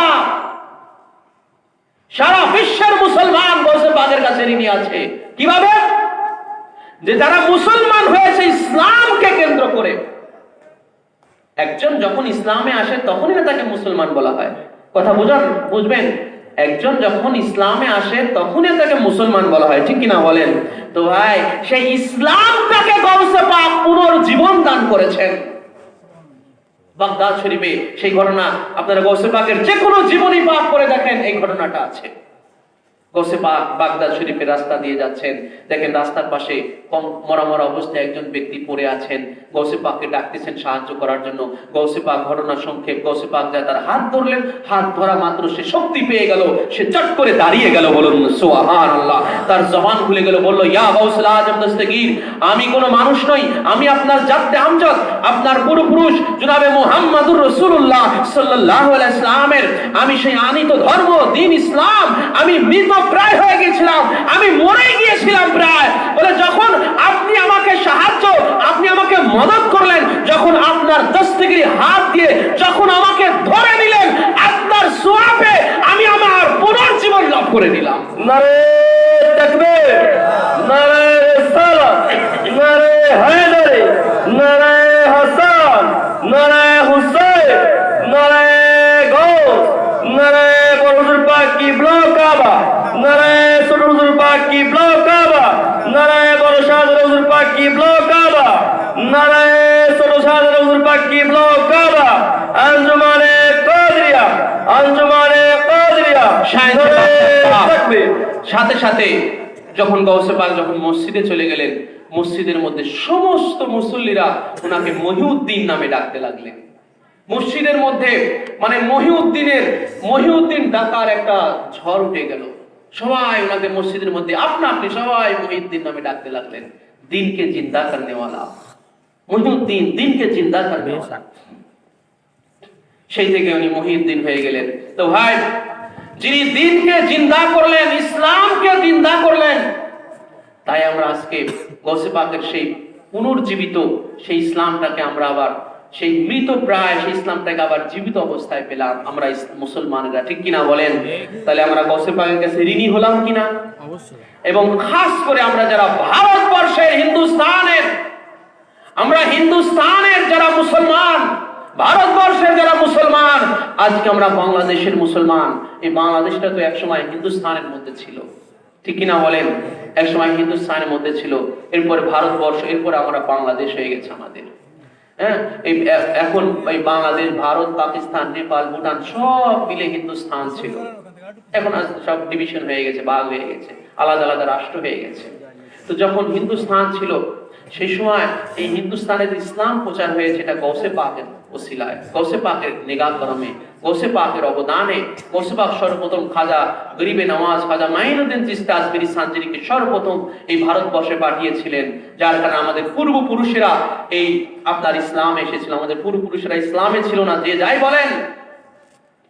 আজকে যেই মুল্লারা বড় বড় গলায় কথা বলেন, যেই মুল্লা মুফতিরা আজকে আহলে বায়াতকে ছেড়ে দিয়ে নবী বংশকে ভুলে গিয়ে যারা ইসলামের কথা বড় বড় গলায় বলে, ওদের পূর্বপুরুষ ইসলামের বাইরে ছিল।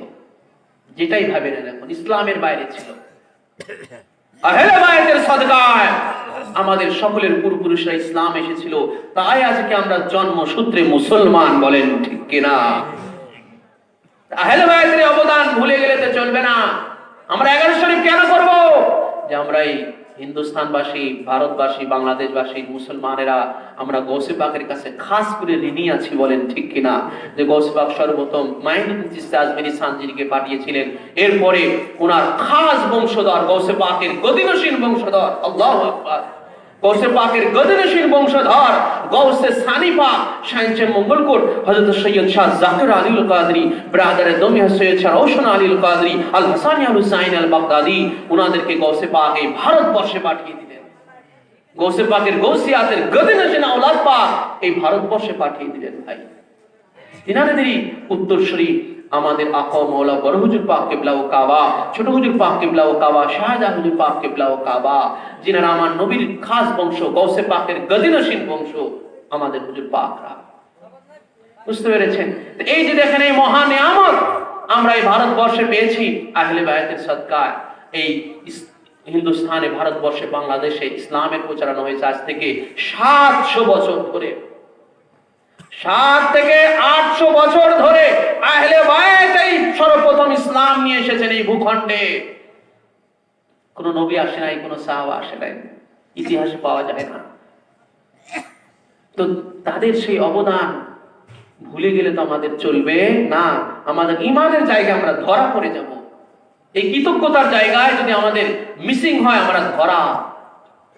এই জন্য সেই কৃতজ্ঞতার জায়গা থেকে আমরা কেন 11 শরীফ আদায় করব?